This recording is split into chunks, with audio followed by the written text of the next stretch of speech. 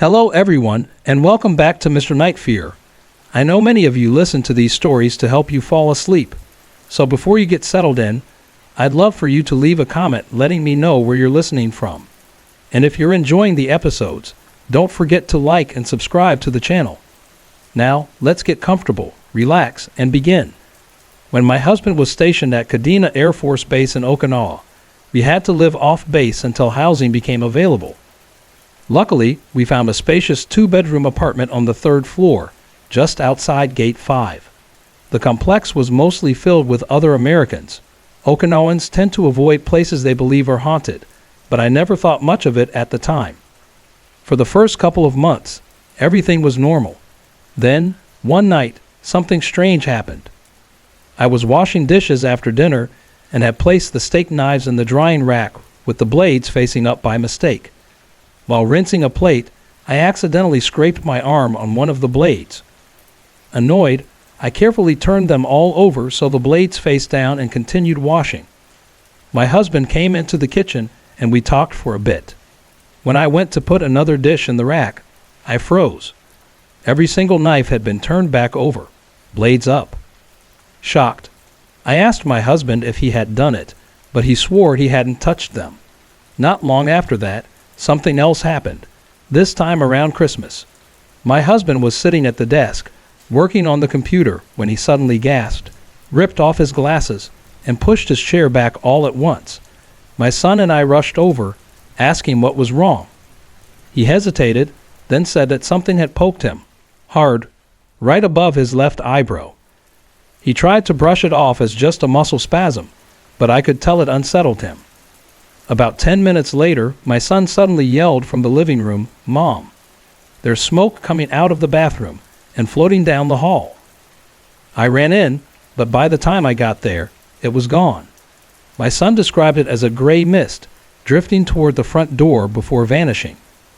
Then things started disappearing, only to turn up later in plain sight. I would tear the house apart looking for something, and then suddenly, it would be right there in the open, as if it had been there all along. I also began seeing dark, darting shadows from the corner of my eye. At first, I thought it was just someone passing by the window, but I soon realized there was never anyone there. And then there was the cold breeze. It always happened to me, not my husband, not my son. One afternoon, I was at the sink filling ice trays when I felt it. A sudden chill on the right side of my face. My hair even moved, like someone was lightly touching me. I know what you're thinking, but no. The windows were shut, no fans were on, and the air conditioner wasn't running. It was early spring, so we didn't need it. Around April, the neighbors upstairs moved onto the base, and their apartment sat empty for 3 weeks. But every night we heard footsteps above us. Sometimes they were slow and heavy, like an adult walking. Other times they were fast, like a child running. We also heard furniture dragging, tapping, and knocking sounds. Convinced someone must have moved in, I went upstairs to introduce myself, only to find the apartment was still vacant. By late May, we were preparing to move on to the base, and that's when things really picked up. One afternoon, I was napping when my son woke me up. He looked uneasy and said he had seen a ghost. I followed him to the hallway near the bathroom, where he explained what had happened. There was a small Japanese washing machine on one side of the hallway and a sink with a large mirror on the other. He had climbed onto the sink to wiggle a loose tooth, and while looking in the mirror, he saw something behind him. The figure was peeking out from the side of the washer. It was grayish, wrinkled, with hollow black holes where its eyes should be and a thin slit for a mouth. It looked almost like a skull. Startled, my son turned around, but nothing was there. Shaken, he looked back in the mirror, and this time, the figure was peeking from the other side of the washer. That's when he ran to get me. I stood there for a while, waiting, hoping to see it myself, but it never appeared again. The next day, we were playing a computer game when a loud crash came from my bedroom. We ran in and saw that my heavy bedside lamp, at least 15 or 20 pounds, had been knocked onto the floor. There was no way it could have just fallen on its own. That night, I was looking through my coin collection before bed. I had 3 mercury head dimes, but one was missing. I searched everywhere, through my nightstand, drawers, even under the bed. It was nowhere to be found. Frustrated, I gave up and went to sleep. In the morning, there it was, sitting right on my nightstand in plain sight. The final event happened when we had moved everything out of the apartment, leaving only the government-issued furniture, which was scheduled to be picked up the next day. My husband was in the bedroom cleaning, while I was in the hall by the washer. I needed paper towels and asked my husband if he had seen any. He told me they were on the dresser, but when I went to grab them, they were gone. We searched every room. Nothing. My husband got frustrated, convinced he had just seen them. Eventually, we gave up and went to bed. The next morning, my son was already awake, eating a Pop-Tart wrapped in a paper towel. My husband asked where he got it from. They were right by the phone, he said, and sure enough, there they were, out in the open, as if they had never been missing. One last thing. Since the day we moved in, there had been a strange smell. It wasn't constant, but it would come and go. A sulfur-like scent, like rotten eggs. Could it have been connected to everything that happened? I don't know. Nothing that occurred was terrifying, but it was unsettling. Just weird.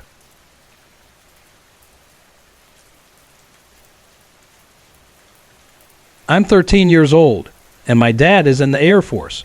Now don't let my age make you doubt what I'm about to tell you, because every word of it is true. My dad was stationed at Hickam Air Force Base, where he worked in a massive building that had been there long before the attack on Pearl Harbor.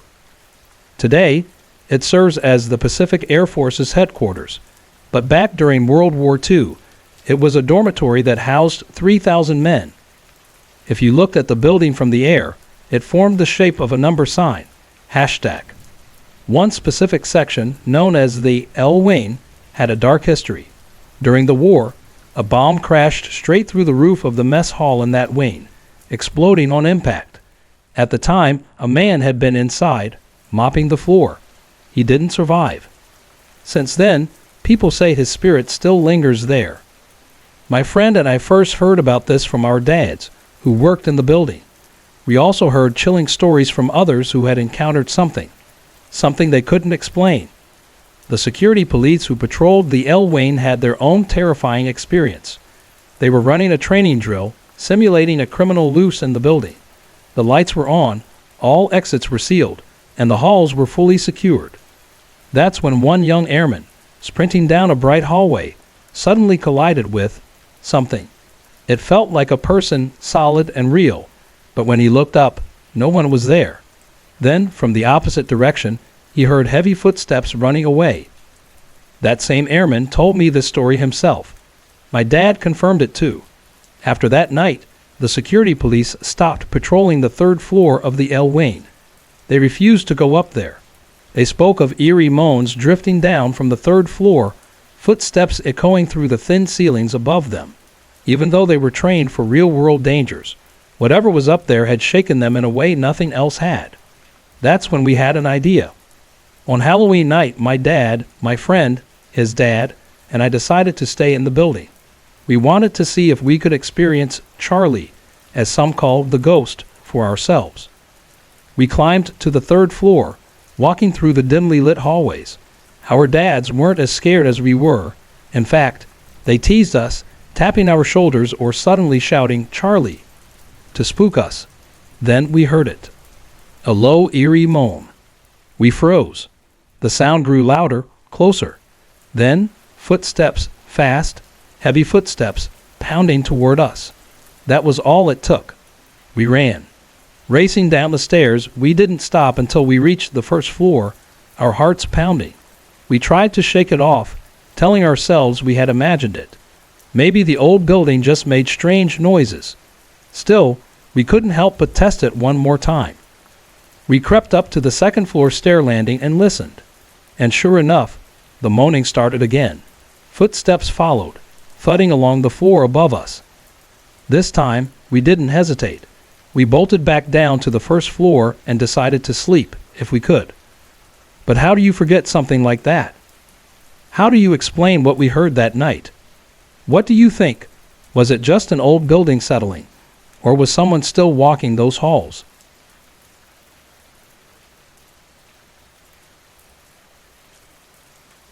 This next story happened to my mom about 6 years ago, back when I was a high school freshman in Tijuana.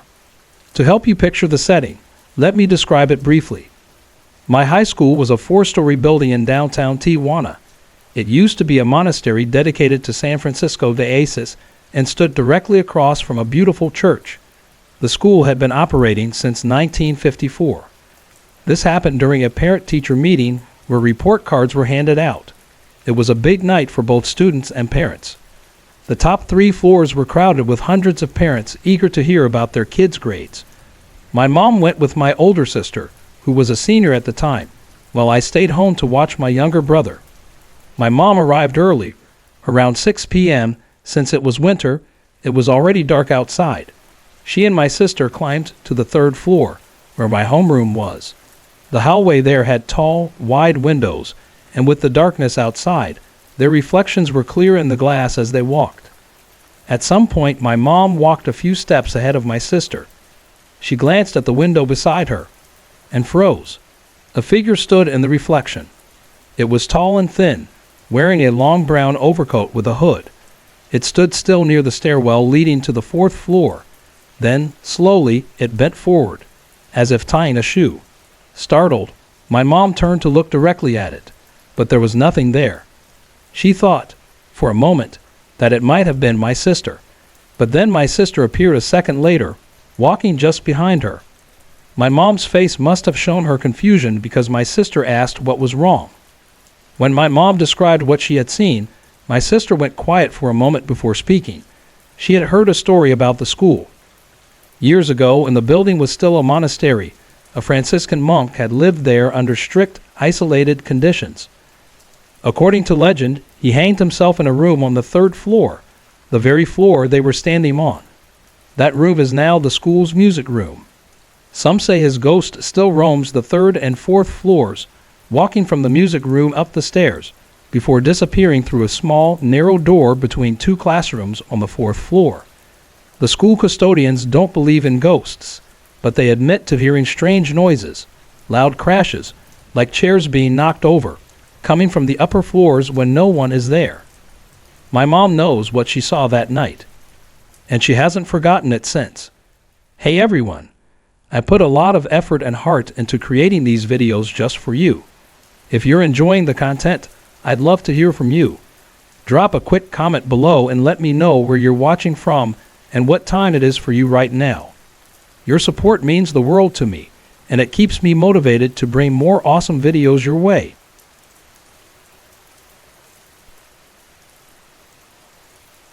My aunt lives in an old farmhouse in Wellsville, NY, a place with a history that might explain some of the strange things that have happened there. The house itself is quite old, but its most chilling story comes from the 1950s or 60s when a young man lived there with his mentally unstable mother. One day, while he was in town running errands, his mother burned down the barn and took her own life. The charred foundation of the barn still remains, and when we were kids, my brother, cousin, and I would dig up old, burnt animal bones, convinced they were dinosaur fossils. One night when I was 8, I stayed over at my cousin's house, sleeping in her room, which, as it turns out, had once belonged to the old woman. I remember waking suddenly, feeling a presence. When I opened my eyes, I saw a black figure standing over me. It looked like a shadow, yet it had depth, and I could make out curled hands hovering over me. The figure had no facial features, no movement, just an overwhelming, terrifying stillness. I couldn't move. I was completely frozen with fear. Somehow, I managed to squeeze my eyes shut, trying to will it away. But then, a new fear gripped me. What if it went after my cousin or my brother, both of whom were still asleep? I had to do something. With all my willpower, I forced my eyes open. The shadowy figure was still there, but this time, it seemed to shrink or glide backward into the adjoining room, which was more of a large closet. It never changed form, just silently receded into the darkness. The moment it disappeared, I bolted downstairs, where my parents and my aunt and uncle were still awake, talking. I refused to go back upstairs that night. As I've grown older, I've tried to rationalize the experience. Could it have been a shadow from tree branches caught in passing headlights? Maybe, but the way it moved, slow, deliberate, yet eerily natural, makes me wonder if it was something else entirely. Not all the paranormal activity in my aunt's house is frightening, though. Before my aunt bought the place, it was owned by a friendly old man named Dale. He passed away of natural causes, and while there's no reason to think he would haunt the house, he was extremely attached to it. Over the years, whenever small things went missing, keys, tools, household objects, my family would joke that it was Dale's ghost playing tricks on them. Then came the thunderstorm. One night, my aunt was watching TV alone when a loud crack of thunder shook the house. Suddenly, the screen went completely blank, and to her horror, the TV started moving toward the wall on its own. Frozen in shock, she watched as it slid farther and farther back, certain she was experiencing something supernatural. As it turned out, the storm had knocked over the satellite dish outside. When it fell, the cable had been pulled tight, slowly dragging the TV toward the wall. A logical explanation, but for those few moments, she was absolutely convinced Dale was making his presence known. While I still don't know exactly what I saw that night as a child, I do believe that houses, especially old ones with a tragic past, sometimes hold onto something beyond our understanding. Whether it's spirits, energy, or just tricks of the mind, some places feel haunted, and my aunt's farmhouse, I think it's one of them.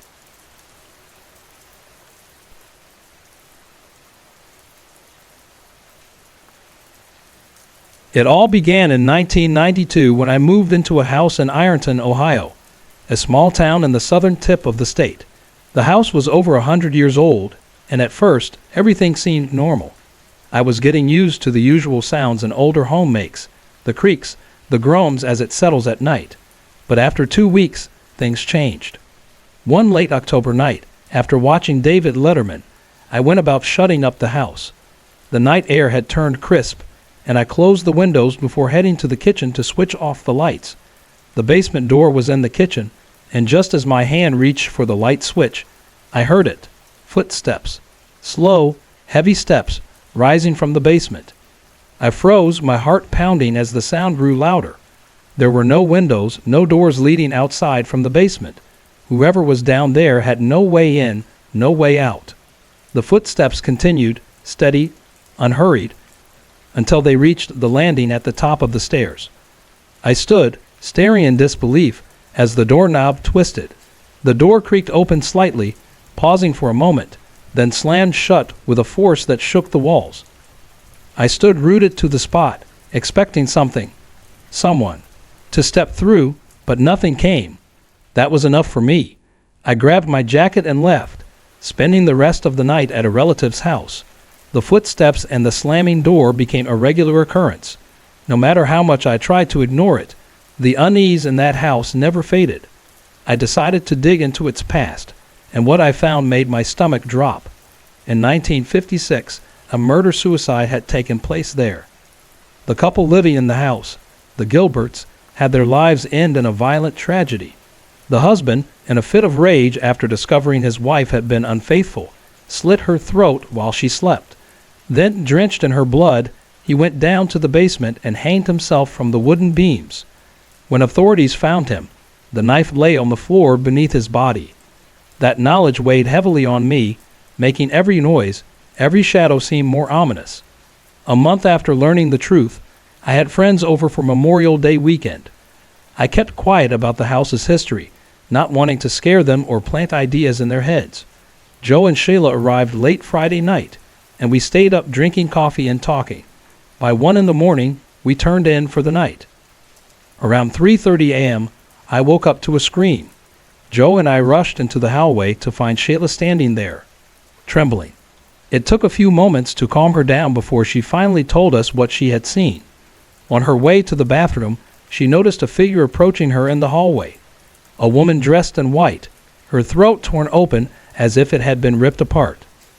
That was the last night Joe and Sheila ever stayed in my house, and I couldn't blame them. Despite everything, I convinced myself I could handle it. But then came the final encounter, the one that made me leave for good. It was late one night, and I went through my usual bedtime routine, showering, brushing my teeth, shaving.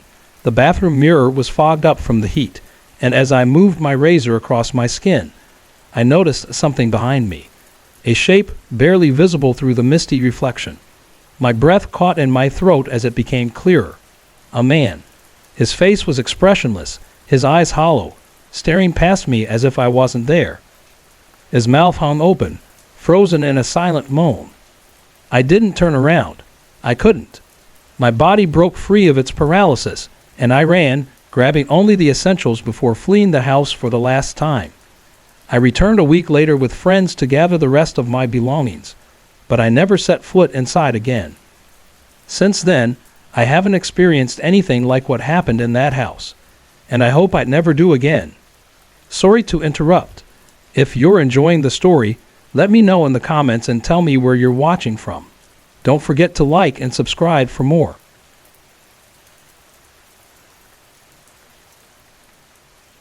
This story takes place in Tijuana, Mexico. When I was a baby, my parents shared a house with my aunt. The neighborhood wasn't the safest, but the house itself was nice. The previous owners had spent a lot of time and money making it a beautiful place to live. But my mom always had a strange feeling about it. She didn't say anything at first. She didn't want to scare anyone. As time passed, she started paying more attention to the details of the house. What had looked like simple decorative patterns on the walls, trees, flowers, turned out to be something else.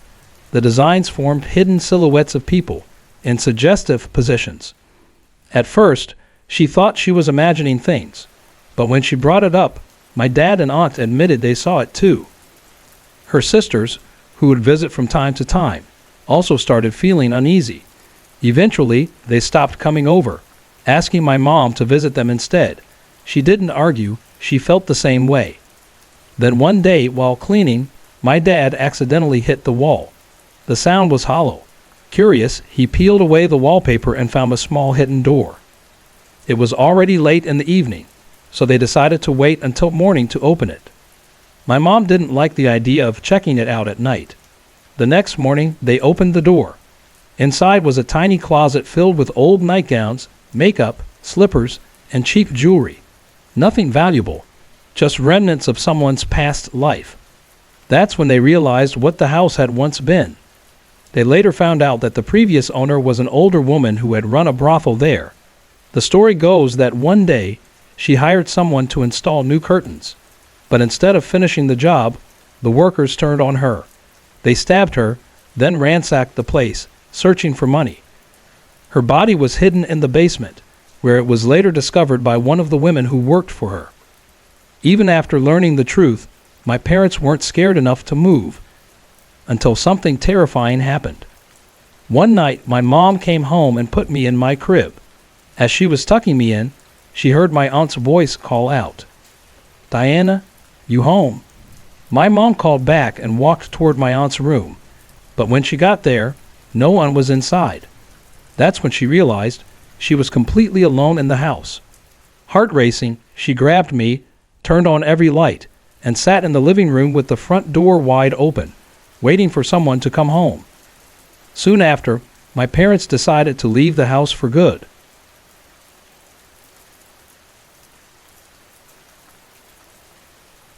I live in Virginia, just outside of Washington, D.C.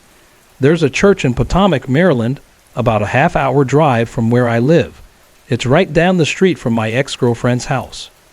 One night, a friend and I were driving around, just talking, with no real destination in mind.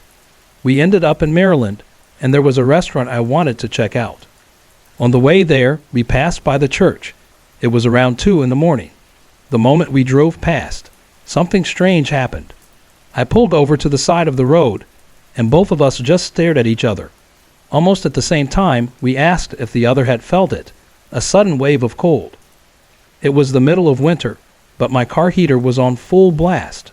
If anything, we had been too warm just moments before. And yet, for those few seconds, we both felt an icy chill crawl over us, different from anything we had experienced before. A week later, we decided to test it out. We drove past the church again at the same time of night. The same exact thing happened. Curious, we went back at different times of day, afternoon, evening, late at night. No matter when, the moment we passed that church, the cult returned. My ex-girlfriend once told me something eerie about that area. Just past the church, hidden behind a stretch of thick trees, 2 girls had been found murdered in those woods about 6 or 7 years ago. I never got around to verifying the story, but it's always lingered in the back of my mind. What's even stranger is that every person I've ever gone to that church with, I've lost contact with.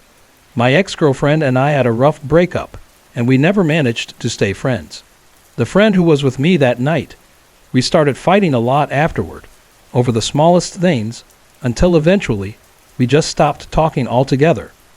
There was another person I went there with, my friend's ex-girlfriend. She was a photographer, and she wanted to take pictures of the church and its surroundings. One night we parked in the church lot, pushed past the strange, heavy feeling, and took 2 full rolls of film minus 48 pictures in total. She developed her own film, and she had never lost a single shot before. But this time, not one picture turned out. As for my relationship with her, that ended too. She found out I had feelings for her and went back to her ex instead, leaving me with nothing but a broken heart. I've never been to the church alone, but I think it's time I finally go back.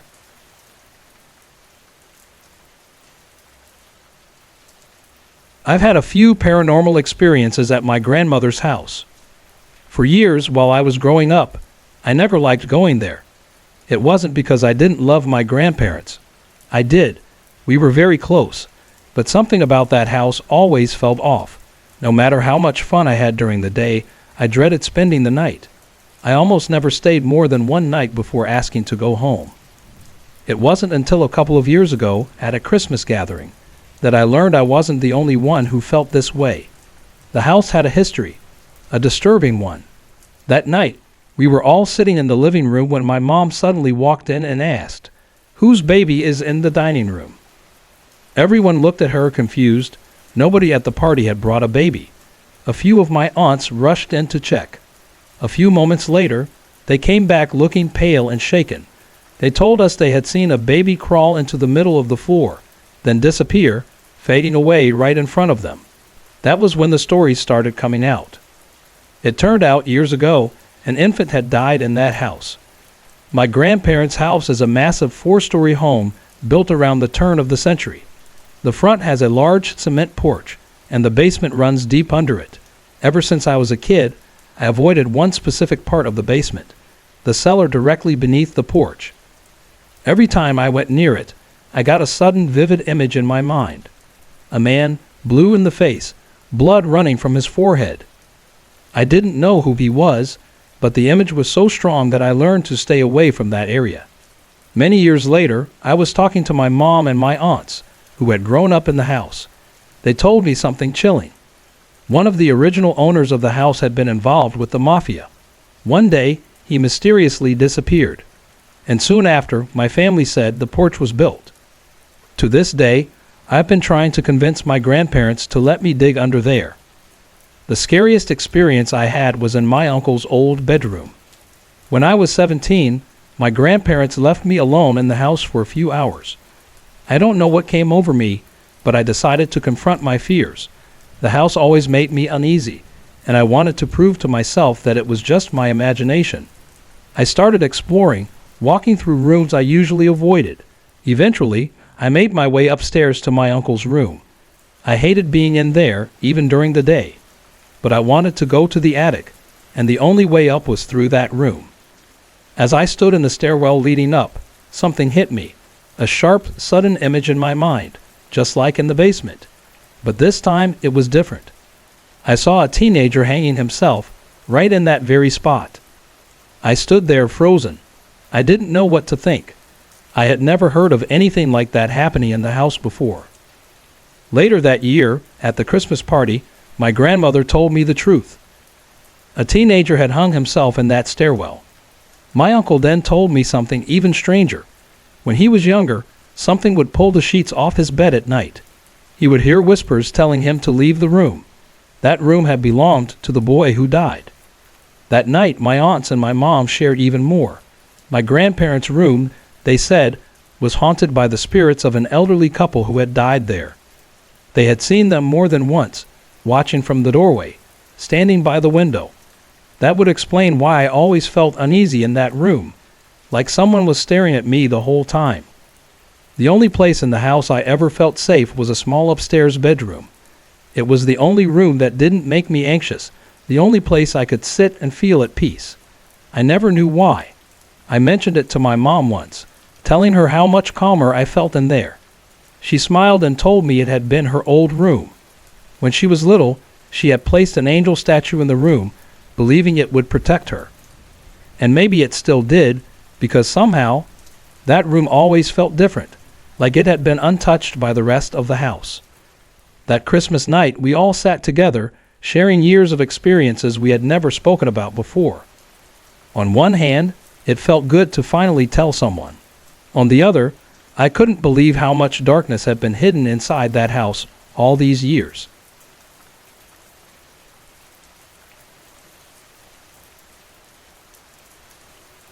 I grew up in a house where my grandmother stayed in the bedroom next to mine. Our rooms were connected by a door, though it didn't actually open because the knob on her side had broken off.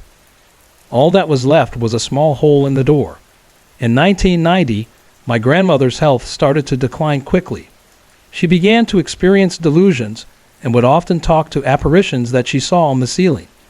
I remember hearing her speaking to someone named Rose one night, a name I hadn't heard before.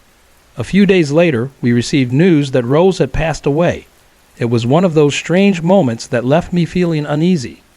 One day, my grandmother told me she no longer felt like living, and like the stubborn Italian she was, I found her passed away the next morning. After that, the room next to mine, once my grandmother's, became a storage space. No one really went in there, and even if they did, they would have to move a lot of furniture to reach the door that connected to my room. It was a hassle. So it had been months since anyone had been in there, and the door had mostly been forgotten. Then, one night, at around 3 in the morning, I was sitting on the floor in front of that door, talking to a friend on the phone. That's when I first heard it, a scratching sound coming from the other side of the door. My heart nearly stopped. I was so scared that I could hardly breathe. In a quiet whisper, I told my friend what was happening, and she believed me. But as the scratching moved up the door and got louder, my friend eventually fell asleep. I didn't hang up though. I was too terrified to even think about it. By around 4 in the morning, the sounds had gotten worse. The doorknob on my side of the door started rattling, and then it began shaking violently. The door itself started to bang and shake as well. The scratching ran almost the full length of the bottom of the door. I was frozen, staring at it, unable to move or speak. My friend woke up, panicked, because the noises coming through the phone were so loud they had woken her up. It felt like everything in the room was being disturbed, things banging, moving around. And then, suddenly, it all stopped. What made the whole situation even stranger was that the only other person in the house that night was my father. And he was sleeping soundly, completely unaware of what had been happening. It was an experience I'll never forget, so eerie, and yet there was no explanation for it. What do you think happened that night? Have you ever experienced something like this?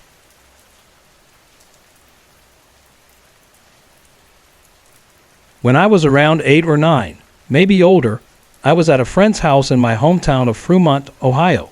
We were sitting in his room, playing with his Star Wars figures, when I noticed something small and dark move out of the corner of my eye. At first, I thought it was a black cat. I didn't remember him having a cat, so I asked, "When did you guys get one?" He looked irritated, almost defensive. "We don't have a cat," he said. I thought maybe he was messing with me, but something about his tone made me hesitate.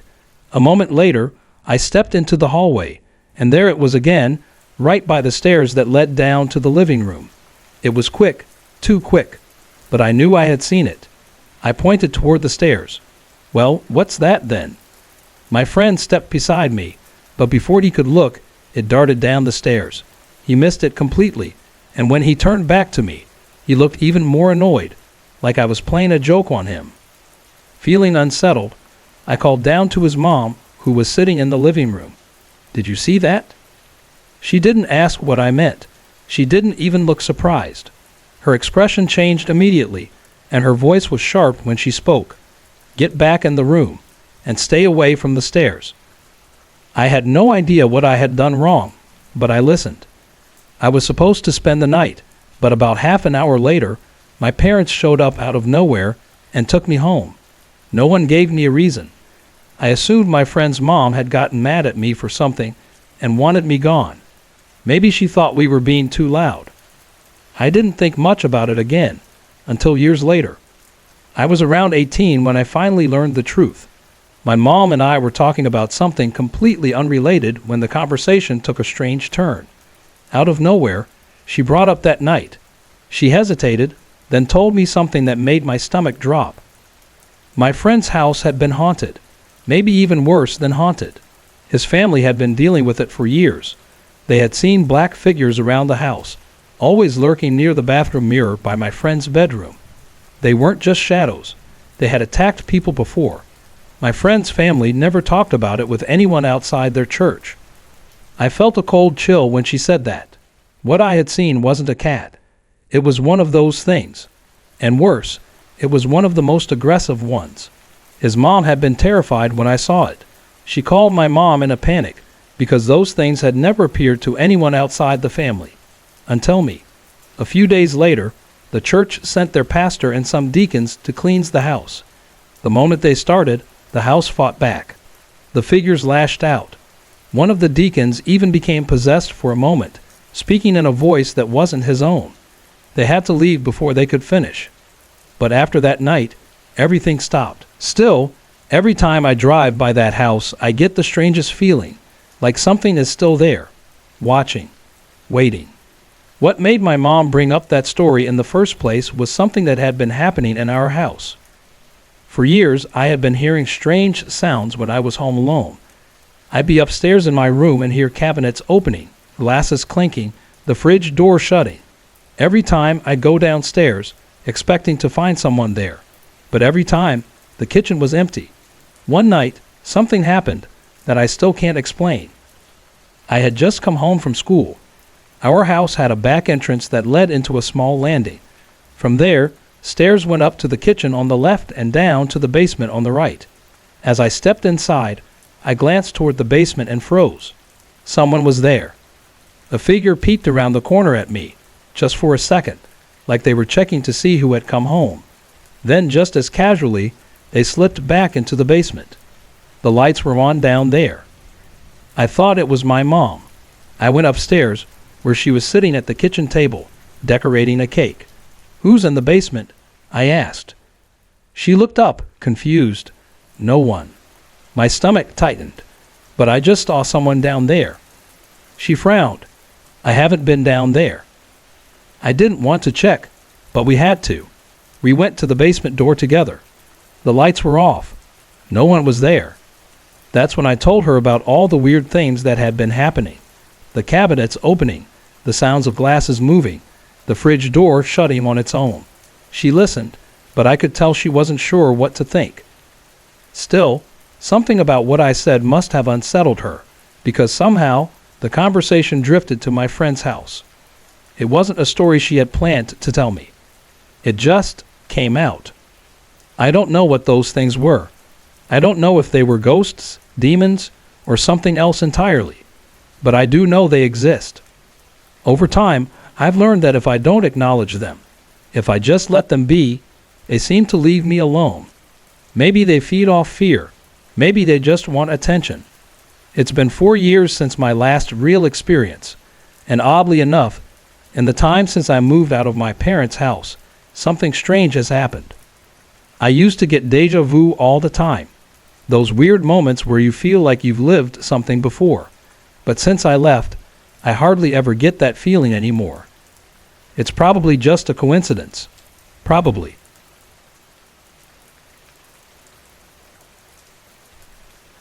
My experiences with the paranormal go back to when I was 5 or 6 years old. The first time something truly unexplainable happened to me was during a family visit to Mexico. We were staying in a house we used to own there. Before I get into what happened, let me tell you a little about the town. It's said to have been a battlefield long ago. Locals talk about hearing the sounds of horses galloping and men shouting orders, as if echoes of the past still linger. My grandmother, who lives next to another house in the area, has always said that place is full of strange activity. People have even seen shadowy figures of soldiers on horseback. During those battles, many people died, and instead of moving the bodies, they were buried right where they fell. That means the entire town is basically one big cemetery. On top of that, back then, people would bury their treasures to keep them from being stolen. Some say there's still hidden money under certain houses, including the one we stayed in. The house had a history. A woman and her young son once lived there, and when my family bought it, the previous owner mentioned that money might be buried somewhere inside. We never knew if the treasure was hers, but looking back, I believe she was the spirit I encountered. At the time, I didn't know any of this. I was just a kid. We had just arrived for our visit, and my parents decided we would all sleep in their room for the first night. The next morning around 7 a.m., I woke up to the sound of footsteps in the room. I kept my eyes closed, thinking it was my mom moving around. But something felt strange. The footsteps weren't random. They circled the bed, moving in slow, deliberate steps. Eventually, I opened my eyes, expecting to see someone, but there was no one there. The sound didn't stop. I could still hear the footsteps, clear as day, moving around me. Every so often, they paused right beside me, like someone was standing there watching. Oddly, I wasn't scared. Even at that age, I didn't feel like I was in danger. Later that morning, I told my dad. He thought maybe someone was on the roof trying to break in, but I knew what I heard, and the sounds had definitely come from inside the room. He shrugged it off, not thinking much of it. Years later, when I was 16, my aunt, who had moved into that house, told me about something strange that happened. When she first arrived, she found the name Liddy carved into one of the walls in big letters. She thought it was odd, but painted over it. But while she was painting, her brush flew out of her hand and hit the opposite wall. That's when I started asking more questions. Another aunt told me about the woman and her son who had once lived there. People had seen them in the house before. Everything suddenly made sense. The footsteps, the strange energy in that house.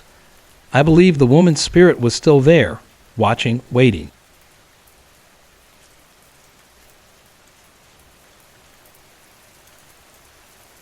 This story isn't mine, but it's about my sister, Maria, not her real name. At the time, Maria was about 18, and I was 20. We were home with our mom and 3 other sisters. My dad wasn't around much because he worked far away. That evening, we had gone to my aunt's house for a family function since it was Mother's Day. We came back home around 9 p.m., and that's when Maria started acting strange. She taped all her fingers and toes together with Scotch tape and called me over, laughing like it was the most normal thing in the world. I was surprised, but I didn't think much of it and let it go. Maria and I usually shared a bed, so later that night we went to sleep as usual. My elder sister was watching TV until about midnight, and everything seemed fine. As soon as she turned off the lights and went to bed, things took a disturbing turn. Maria suddenly got up and walked into the living room. My mom, awakened by the noise, went to see what was happening. She found Maria sitting by the computer desk, searching for something. When my mom turned on the lights and asked what she was doing, Maria looked up at her with a strange expression and said she was looking for her slippers because she was going to town, an hour away from us. My mom, confused, told her it was almost 1 a.m. and asked why she would go to town so late, but Maria didn't answer. Instead, she started breathing heavily, then turned off the lights. Alarmed, my mom turned them back on, but Maria growled, turned them off again, and kept them off.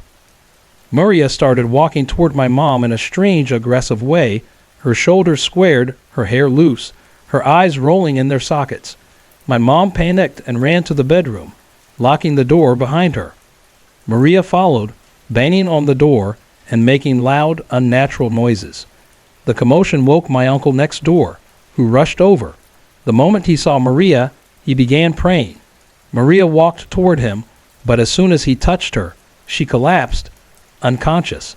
When she came to, she started crying and said her foot felt unbearably heavy, like something was trying to enter her through it. We placed religious items on her feet and prayed, and soon she began to feel better. When she fully regained her senses, she had no memory of what happened. She only remembered going to bed that night. The next day, my mom went to a religious priest for advice. He told her that a wandering soul, someone who had died long ago, had possessed Maria and was trying to control her. He explained that if Maria had left the house, the spirit might have killed her.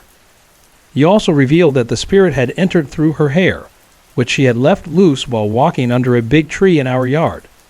He advised her to always tie her hair at night to prevent further attacks, explaining that loose hair made it easier for spirits to take hold.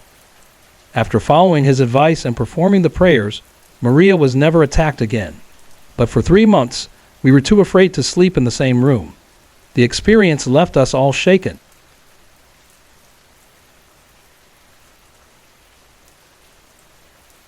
Most of my family lives in Atlixco, Mexico, a small, village-like town where everyone knows each other.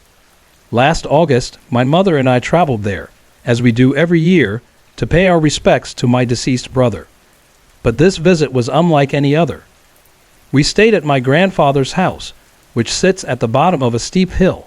It's an isolated spot, but the view is breathtaking. The house itself is just one big room. I slept on the floor, my mom took the bed, and my uncle slept in a corner. That night it rained. I've always had trouble sleeping when it rains, so I lay awake while everyone else slept soundly. As I stared at the ceiling, I started hearing noises outside the door. Now this wasn't just any door. It was an old blue metal door with decorative designs.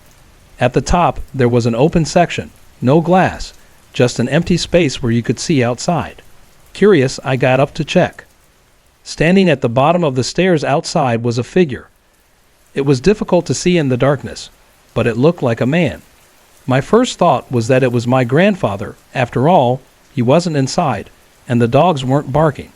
If it had been a stranger, they surely would have reacted. I stood frozen, debating whether to open the door. As I reached for the latch, my uncle's kitten suddenly bolted outside, hissing furiously at the figure. My stomach dropped. Without thinking, I slammed the door shut. The figure didn't move at first. Then slowly, it began backing away, toward a deep ditch my grandfather had dug. I panicked. He's going to fall. I rushed outside into the pouring rain, but when I got to the ditch, the figure had vanished. I bent over, peering into the dark hole. There was no one there. Shaken, I hurried back inside. Everyone was still asleep, including my grandfather, curled up under the table. He often slept there, paranoid that someone might try to harm him, or maybe he was just drunk. Still disturbed, I wrapped myself in a blanket and sat down by the door. That's where things get strange. The next day, during dinner, my mother confronted me. "Why did you sleep outside?" she asked. I stared at her, confused. I didn't. She went quiet. Then she asked, "Who were you waiting for?" Chills ran down my spine. "What are you talking about?" She sighed and looked at me strangely. "This morning, when I found you outside, I asked what you were doing, and you said, 'I'm waiting for him to come back.'" I had no memory of this, none at all. The only thing I clearly remember from that night was seeing the figure. To this day, I don't know who or what I saw, and what haunts me the most, the feeling that maybe I should have let it in. Sorry to interrupt. If you're enjoying the story, let me know in the comments and tell me where you're watching from. Don't forget to like and subscribe for more.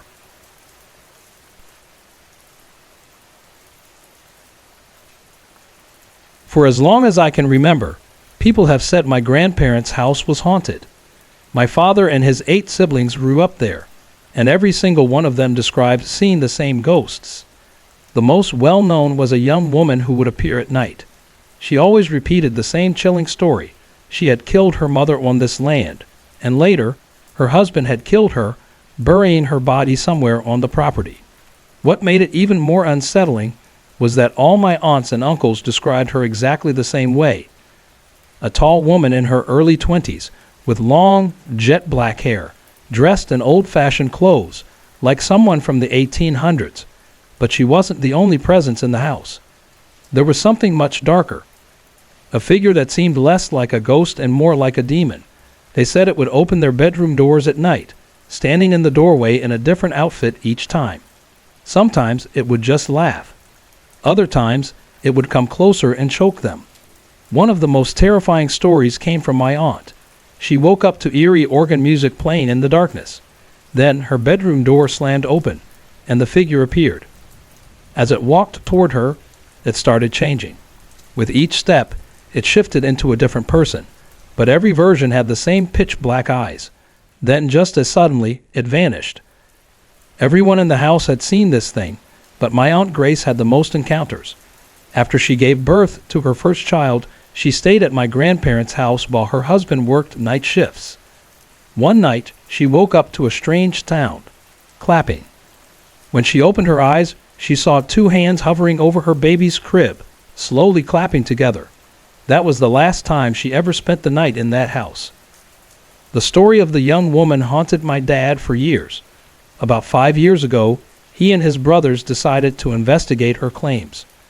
They dug a hole in one of the rooms where the ghost had said her and her mother's bodies were buried. As they worked, my dad swears he heard a voice encouraging them. "Keep digging. You're almost there. Just a little more." Then they heard something else, the sound of coins being thrown onto the floor. Thinking they might find buried money, they kept going. After 2 days, they found human remains, bones and strands of long black hair. They took what they found to a cemetery for a proper burial. Since then, no one has lived in that house, but every summer, our family gathers there for reunions. On my last visit, I had my first, and only, experience. That night, I went to the bathroom alone, something I never do in that house. As I washed my hands, I heard a loud thump against the door, like something heavy hitting it. Then it happened again. This time, the sound was frantic, like someone desperately trying to get in. I hesitated, then slowly opened the door. No one was there. I stood frozen, my breath caught in my throat. Then I heard whispers, soft, right next to my ear. That was enough. I bolted out of the bathroom, shaking, my face wet with tears, not because I was crying, but because I was so terrified.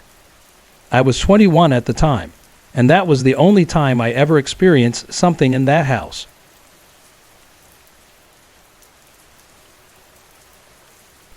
When I was about 10 years old, my father took me on one of our usual monthly fishing trips.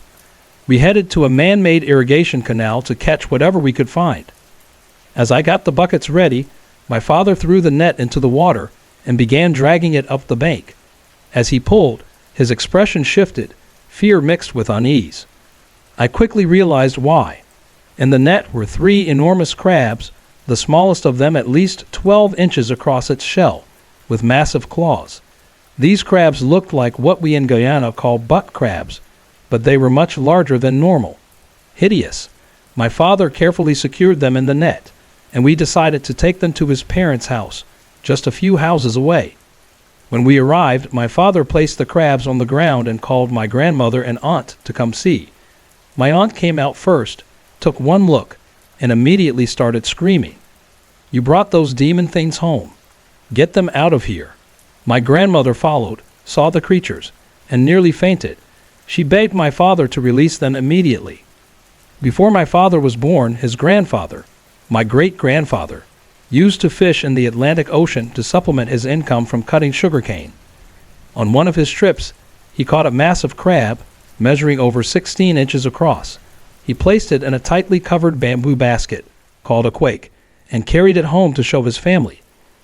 But as soon as he arrived home, something strange happened. Though he had carried heavier loads before, he was completely exhausted. He set the quake down and sat beside it to rest. Suddenly, His body contorted violently, his back arched, his belly pointed to the sky, and his heels touched the back of his head. He was trapped in this unnatural position, unable to move. His family panicked, his wife and children screaming in terror. Then, to their shock, a voice came from inside the quake. The voice asked why my great-grandfather had disturbed it. He couldn't respond. A neighbor, hearing the commotion, rushed over and asked the voice what it wanted. The voice replied that the crab must be returned to the exact spot where it was taken, or it wouldn't release its hold on my great-grandfather. In agony, my great-grandfather gave the neighbor directions. The neighbor picked up the quake and took it back to the location where the crab had been caught. As soon as the crab was returned, my great-grandfather was released. He collapsed, exhausted but alive. From that day on, no one in the family ever dared to bring home an abnormal or oversized creature again. That's why my family was terrified of the crabs my father caught that day. As for what happened to them, I'm not entirely sure, but I wouldn't be surprised if we had crab curry later that week.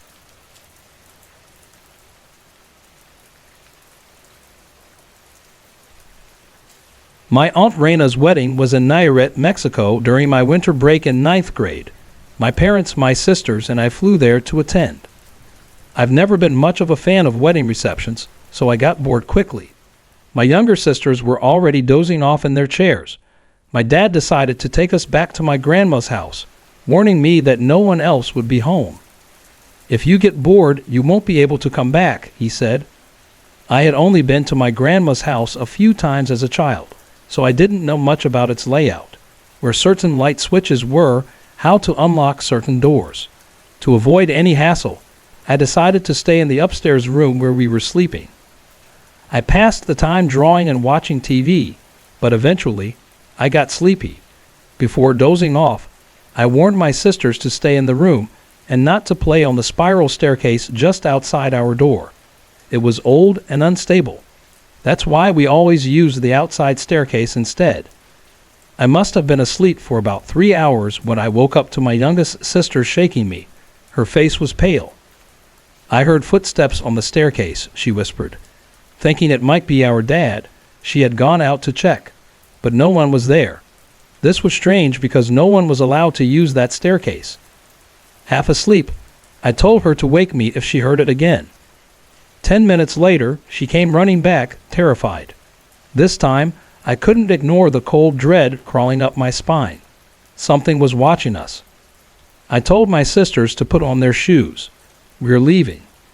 As I shut the door to our room, I heard it, footsteps. Slow, deliberate, coming from the spiral staircase right next to me. My heart pounded. I grabbed my sister's hands and ran for the backyard staircase. My plan was to leave through the backyard gate without going back inside, but when we got there, I realized the gate could only be opened from the other side. Panic set in. My sisters started crying because they saw how scared I was. We had no choice. We had to go back through the house. Luckily, my grandma always left the back door unlocked. We stepped inside. The hallway leading to the kitchen was dark and narrow. The only light came from the faint glow of the kitchen window. I told my sisters to walk in front of me. As we moved through the hallway, I felt something, a hand grabbing mine. Frustrated, I snapped at my sisters. "Keep walking." But their voices came from in front of me. "We are." I went cold. I grabbed their hands and pulled them toward the front door. But when we reached it, my heart sank. The iron screen door was locked. It needed a key to open from the inside. Desperate, I rattled the bars, crying as fear overwhelmed me. Then something happened that made my blood run cold. The kitchen light flicked on. The back door slammed open, its iron frame crashing against the wall. I turned back to the front door and shook the bars even harder. My sisters huddled next to me, sobbing and calling for our parents. I felt the room closing in, the air thick with something unseen. The next thing I remember is waking up at my aunt's house, 3 doors down. She told me that a neighbor had seen me banging on the bars, screaming. Apparently, I collapsed right after. Later, my mom told me the house had always been haunted. She said her brother had been shot by gangsters but had managed to make it home before dying there. She believed the spirit in the house was her brother. She wasn't afraid of it. But me? Let's just say that next time there's a family gathering, I'm staying where everyone else is.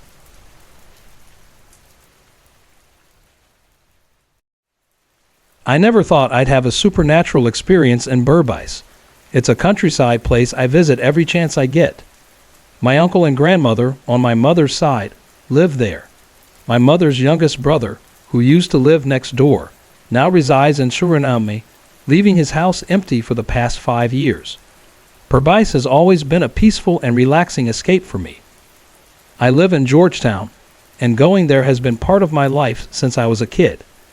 I'm 27 now and have never seen, heard, or felt anything supernatural there, until 2 years ago during a trip from February 8 to 11, 2013.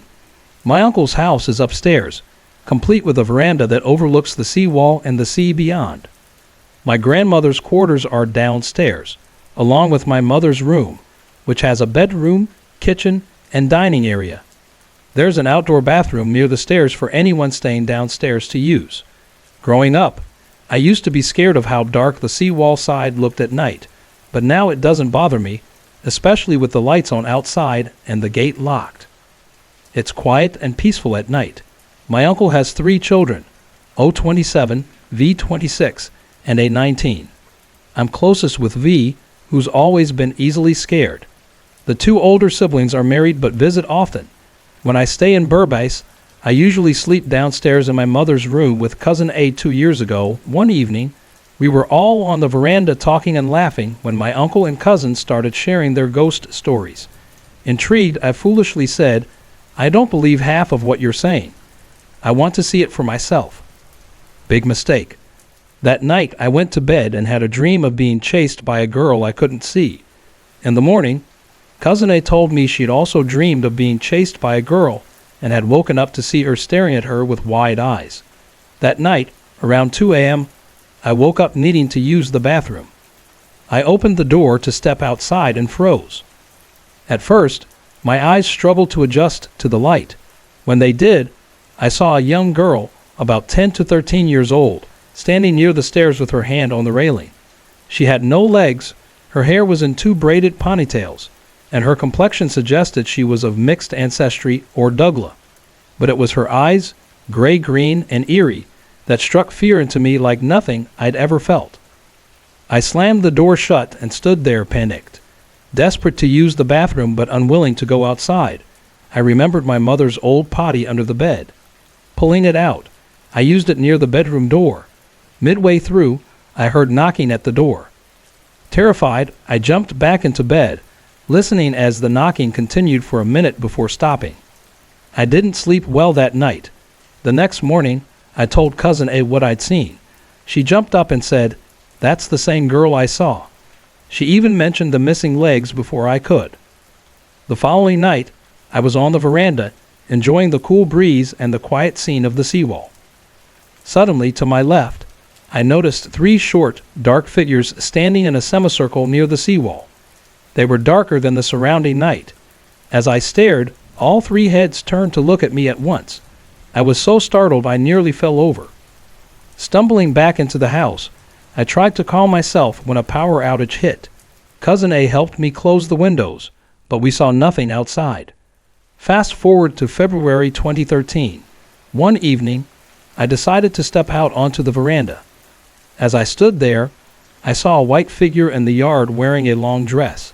Its face was a void, blacker than black. I backed into the living room, called my uncle, and he saw it too.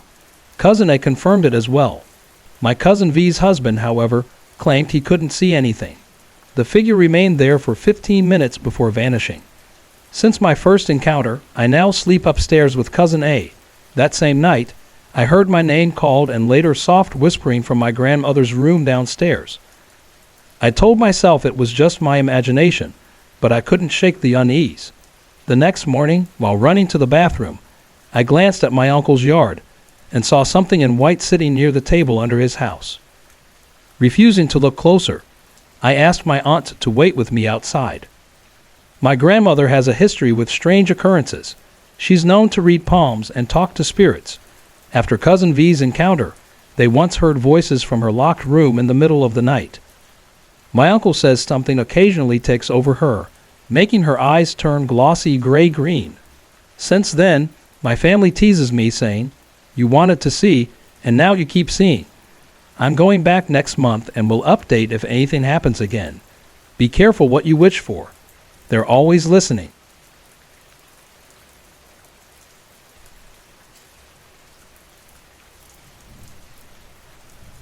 My dad was planning a trip to Mexico to visit my great-great-grandma. Since it was summer break and I had nothing else to do, I decided to go along and keep him company. My great-great-grandma lives on a quiet street where most of my family also lives. Her house sits on the corner, and just a few houses down is my grandma's house, the one from my other story.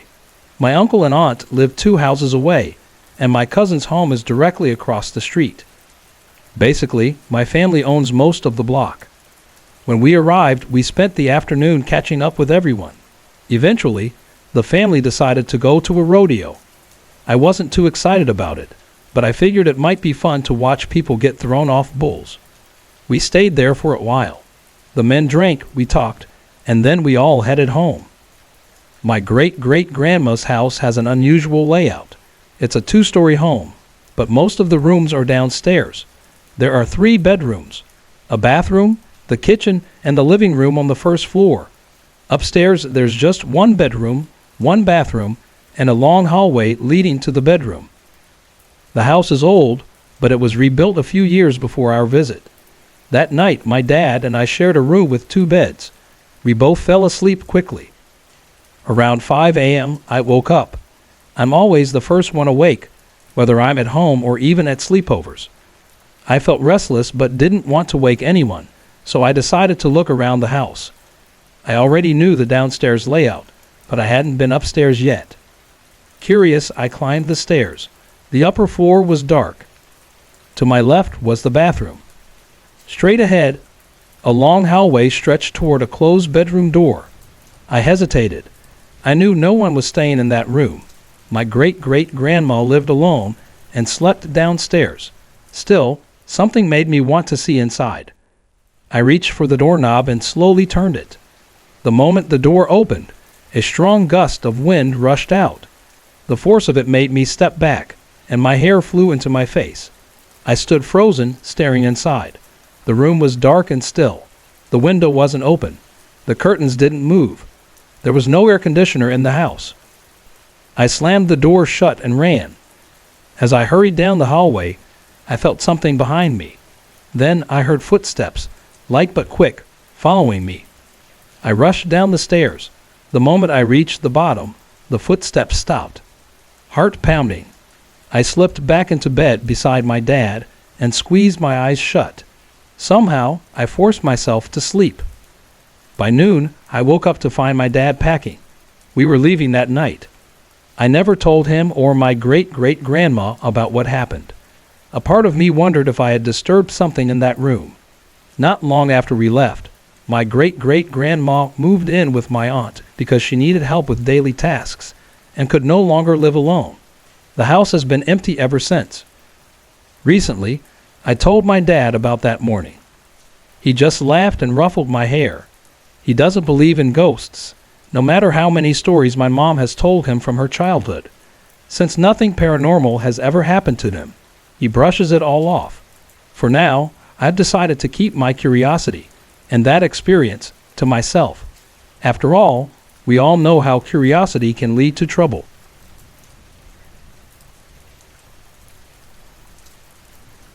It all started on June 20, 2004, the day of my daughter's 4th birthday. The day before, my husband had made a harsh comment about my father, saying he was selfish for not thinking of his children before he passed. My father had taken his own life 3 years earlier. Before he died, he had tried to make up for the wrongs he had done in his life. He had hurt many people, including my mother. My sister used to tell us that my father would walk the streets at night, mumbling, "They're after me. Please help. Don't let them take me." You see, my father had been involved in devil worship, something his family had taught him when he was young. But now, let me get back to that night. I had gone to my mom's house to celebrate my daughter's birthday. About 30 minutes later, my husband called and asked, "What time are you coming home?" He had stayed home that night. 20 minutes later, he called again, asking the same thing. I told him to be patient and hung up. When I finally got home 3 hours later, I was shocked to find him on the couch in a fetal position. All the windows and blinds were open, the TV was blaring, and all the lights were on. This was surprising because he wasn't the type of person to get easily scared. He told me that he had heard a light bulb explode in the bathroom. When he checked, everything was fine, so he thought maybe it was just his imagination. But then, when he sat back down to watch TV, he heard the noise again, this time louder, and it seemed to come from every room in the apartment. He quickly checked again, but everything seemed normal. When he turned to head back to the living room, he felt a cold breeze pass right through him. And this was in California during the summer, so it didn't make any sense. Then, something even stranger happened. The picture frame with a photo of my father, which had been sitting on the table, suddenly fell to the floor, along with the Bible that was in front of it. Everything else on the table stayed in place. Just the frame and Bible fell. It was unbelievable to me, especially because the frame was surrounded by other objects. Later that night, as we tried to sleep, we started hearing dragging noises on the roof of the apartment. Our neighbors heard it too. My husband, nervous but determined, went outside to check, but there was no one up there. The noises continued for 2 months, and with each passing day, I felt more and more depressed, even thinking about ending it all. Then, one day, my husband told my mom what had been happening. She suggested he apologize for the harsh words he'd said about my father. He did, and that night, something happened. As I lay in bed, I felt someone standing at the foot of the bed. I was so terrified that I couldn't bring myself to open my eyes. I tried to feel for my husband, but he wasn't there. You see, I have this ability to see people who have passed on, but I still haven't gotten used to it. Finally, I gathered the courage to open my eyes, and I couldn't believe what I saw. It was my father, standing there, looking at me and smiling. He didn't say a word. He just stood there, smiled, and then he was gone. After that night, the strange noises stopped.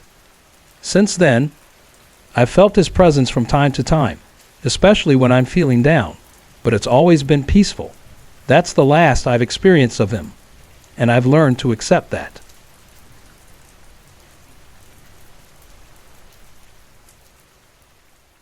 I recently bought an old house in Brighton, Sussex, built in 1877. The house had been owned by a policeman who bought it brand new, and after him, his daughter, a spinster, lived there until she passed away. The house was in pretty bad shape when we bought it, and it took us 3 months just to make the kitchen and bathroom livable. We moved in and spent another 6 months getting the rest of the house fixed up. My husband restores old buildings, bringing them back to their original state. We even stripped all the old paint and wallpaper off the walls and kept a piece of the original William Morris wallpaper. It had been varnished, as was common in Victorian times, to preserve the wallpaper. Once the house was furnished, we thought we could relax and enjoy our new home, but that's when some strange things started happening. When we moved in, a beautiful tabby cat appeared, though we had no idea where she came from. She was a wonderful companion. One night I woke up suddenly, filled with a deep, inexplicable fear. The side of the bed I was lying on was surrounded by cold, freezing air. I couldn't move, but I reached out for the cat, who was curled up on the bed. The moment I touched her, the cold air started to warm up, and my fear slowly faded away. Soon after, I ended up with 4 more cats, all strays who came through the cat flap and simply wouldn't leave. Sometimes we'd be sitting together in the living room, watching TV, and all 5 cats would suddenly stop what they were doing. They would all turn their heads in the same direction, staring intently at something in the room, then all turn away at once. There were also plants hanging from the ceiling in macrame holders, and sometimes they would sway back and forth, as if someone was brushing up against them. One evening, a friend came over for a visit. After a while, he went up to the bathroom. A few minutes later, he came rushing down the stairs, grabbed his girlfriend by the arm, and hurried out the door. He said he had seen a ghost on the landing upstairs and wasn't staying any longer. Another time, my husband and I were sitting on the couch, enjoying our coffee. Out of nowhere, something knocked very loudly on the coffee table, twice. It was as if someone had tapped it with their fingers, but we were the only ones in the room. I had learned that the old spinster, named Grace Berry, had died in the house. Maybe she was happy to see the house restored and was letting us know that she liked it that way, with animals around, as she had once had a dog. There was also a strange experience I had one time when my husband and I visited Hampton Court. Just to give a little background, Hampton Court was originally taken by Henry VI from one of his cardinals, who had grown too powerful. Henry was in the middle of divorcing his first wife when he acquired the palace. Over time, he married several women, each with a dramatic story: Anne Boleyn, who was beheaded; Jane Seymour, who died in childbirth; Anne of Cleves, whom Henry didn't find attractive; and Catherine Howard, whom he had executed for infidelity. While we were at Hampton Court one day, my husband and I were walking down a corridor. I was looking out of a window that overlooked a cookhouse in the courtyard, while my husband was about 12 feet away, admiring a painting. Then suddenly, I felt a hard tap on the top of my head. I turned to my husband and asked, "What did you do that for?" He looked surprised and said, "What do you mean? I didn't touch you." We continued down the hallway and met a guide. My husband told him what had happened, and the guide responded, "That's not surprising. Catherine Howard ran down this corridor, begging Henry VI to save her from being executed. She sometimes tries to get people's attention. Apparently, on that day, I was the one she chose. Later, I moved to a new house about 25 miles away from Brighton. It's set in the middle of peaceful countryside, down a quiet, private lane, and was built in 1870. One evening, while I was washing dishes, I saw a tall, thin, elderly man dressed in black walk right through the wall next to the front door. At first, I thought I was imagining things, but after that, I saw him several more times walking through a place where there used to be a back door, now replaced by a wall. Soon after, I began to see an elderly woman who resembled Grandma from the Waltons, though she was taller and had whiter hair. She would walk through the fence towards some old outhouses that used to serve as toilets. In our lounge, there's one corner of the room that is always freezing cold, no matter how warm the rest of the room gets. We have a large fireplace, big enough for 6 people to sit in, but even with the fire going, that one corner stays icy cold. These strange happenings make me wonder if there's something more to this house than meets the eye. Have you ever experienced something similar? I wonder what others might think if they knew.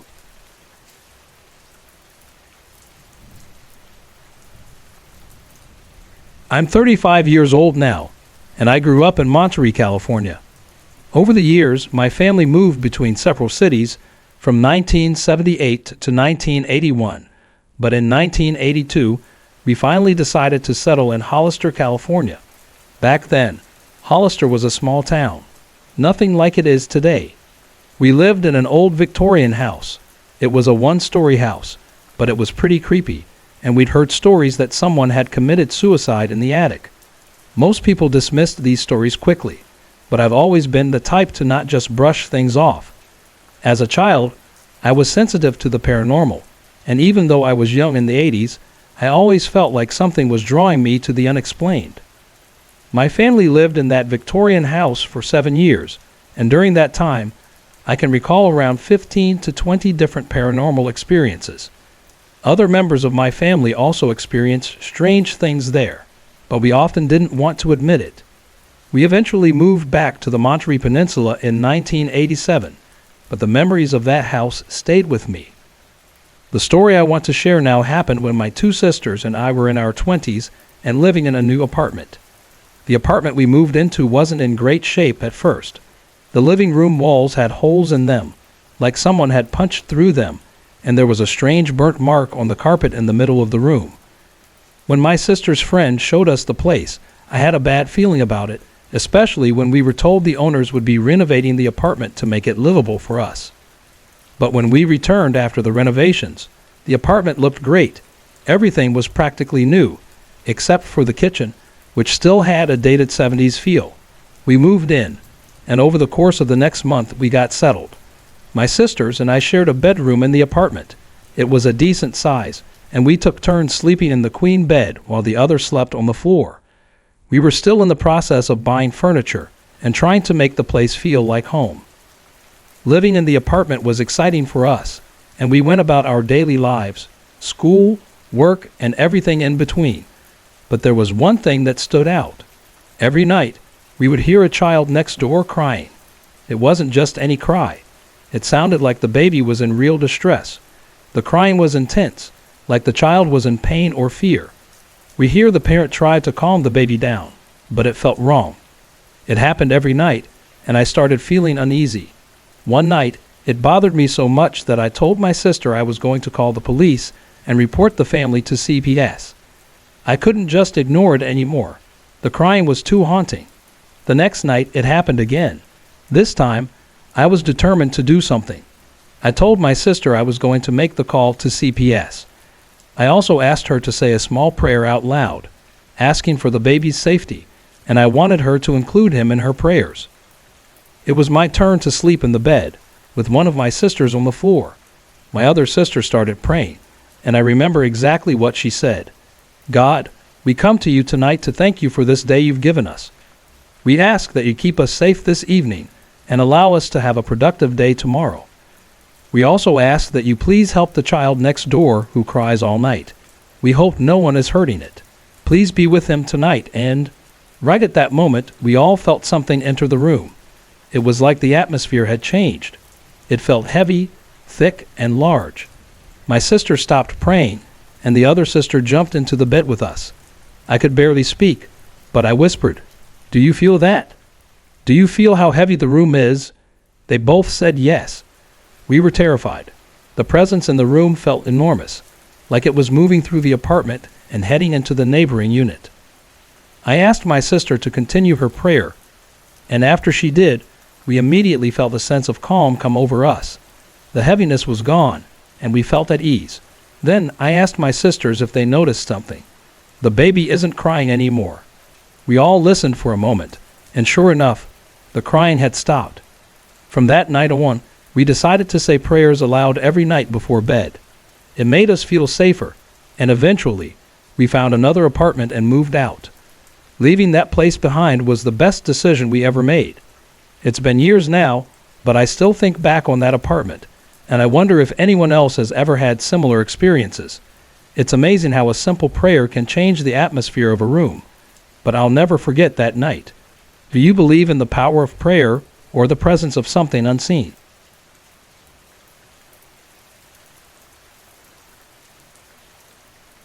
I'm a pretty normal guy, 42 years old, with a loving wife and two amazing daughters, one 6 and the other just 18 months old. We built our home in 1989, and it wasn't long after that things started getting a little strange. When our oldest daughter, Lauren, was about 2 years old, we began noticing that she seemed to be seeing things that we couldn't see. I remember one evening, we were in the basement, and as we walked up the stairs, Lauren was standing at the foot of the steps, waving. My wife asked her who she was waving at, and Lauren pointed to the wall and said, "That woman standing over there."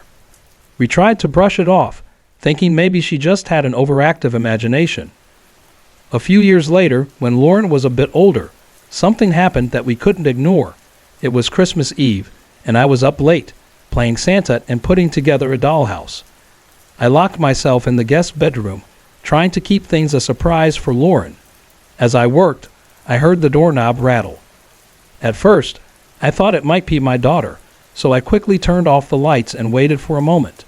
But when I opened the door to check, the air felt unusually cold. I checked on my wife and daughter, and they were both sound asleep. I didn't have an explanation for it. 3 years passed since that strange Christmas Eve, and we thought things were quieting down. Until something else happened.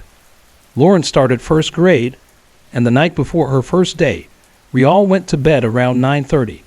About an hour later, my wife came into the room and asked if I had gone outside. I said no, and she told me she heard the front door slam. I didn't hear anything, but I was asleep at the time. I thought maybe she was imagining it, so I went back to sleep. Then around 11:30, she came back in, waking me up again to say the door had slammed once more. I was starting to think she was hearing things. But then things started to get really strange. The next night, my wife woke up in a panic, claiming someone had been chasing her in her dream and that she had hurt her arm. When she sat up in bed, she saw a glowing ball of embers. As she described it, it was floating at the foot of her bed, rotating and shining a red beam of light toward her, like the beam from a flashlight. She ran to my room, terrified. At this point, I started to think she was losing her mind. Over the next few days, she was woken up by the sound of the doorknob rattling, and one night, while she was trying to fall asleep, she heard 3 hard knocks on the bedside table. She was too scared to even look. By this point, I was starting to worry. One evening, while I was in the basement working out, I heard footsteps that sounded like children's feet running down the stairs. I assumed it was Lauren coming down to play. As I lay on the bench press, I looked up, and for a split second, I saw a girl pass by. As she walked by, I could see wrinkles on her face, as though she had aged rapidly in mid-step. I sat up, but when I looked around, there was no one there. I wasn't sure what to make of it. After all of this, we decided to hire a trance channeler to help us get rid of the spirits. She spent about 3 hours in our basement, talking to the girl who had appeared. The trance channeler explained that the girl had been sent as a messenger to help other spirits move on to the next plane of existence, and that there were children involved. She didn't elaborate on the details, but she assured us she had helped move several spirits to the other side. She also said that the woman who had appeared earlier looked younger and more beautiful the longer she stared at her. To help, the trance channeler gave us a crystal rock and some sage to burn in the house. For a while, things were quiet. It seemed like the spirits had moved on, and we could finally breathe easier. But now, there's a new presence in the house. A thin man who seems to breathe heavily in the corners of rooms. It's unsettling, and we're not sure what to do about it.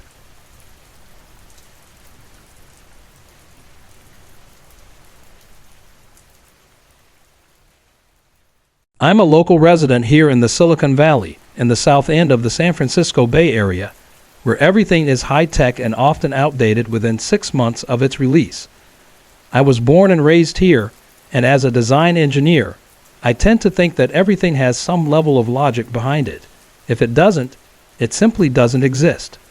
But there's one thing I can't quite explain. About 10 years ago, I was driving home from a friend's house around 3 a.m., cruising along El Camino Real. It's a very busy street with 3 lanes in either direction, lined with retail businesses for miles. At 3 a.m., though, it's quiet, almost too quiet, and very well lit. As I was approaching an intersection, something unusual caught my eye. A man dressed as a cowboy was standing by a bus stop, 1 foot up on the bench, leaning casually into it. The light changed, and as I drove past him, our eyes locked. He was about 100 feet away, but his gaze seemed to pierce through me, holding my attention in a way that I can't describe. It was so intense, it still burned into my memory, as if it just happened last night. I even turned back a few times, and his gaze never left mine. I remember saying to myself out loud, "Dude, there isn't gonna be a bus. It's 3 a.m.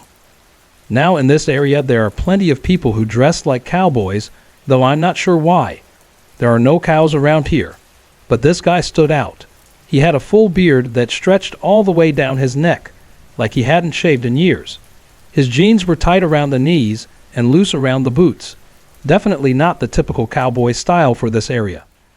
A couple of years later, I came across an article in the local newspaper about haunted buildings in California, one of which was a large toy store in the South Bay. The article claimed that the toy store had a resident poltergeist that all the employees supposedly acknowledged. Of course, I didn't believe it. I'm an engineer. Everything needs to be logical, right? But then a local psychic, Sylvia Brown, conducted a seance at the toy store and took several photos, both regular and infrared. When I saw one of the images, I was stunned. It looked exactly like the cowboy I had seen that night. The image showed a cowboy leaning against a shelf in the toy store, one foot propped up, casually watching the group. Full beard, cowboy hat, and jeans tied around the knees. And then it hit me. Right in front of the toy store is the bus stop where I had seen that cowboy. I recalled a bit of local history. Apparently, a ranch hand had died in the area in the 1800s. He was sharpening an axe when he accidentally cut his leg badly and bled to death near that very spot. I don't know what to make of it, but I do remember that cowboy, so clear, as if I had seen him just yesterday. Maybe there's more to this than I can explain. Could it be that the ghostly image I saw that night was somehow connected to the history of that land? I'm still not sure, but I'll never forget that moment. Sorry to interrupt. If you're enjoying the story, let me know in the comments and tell me where you're watching from. Don't forget to like and subscribe for more.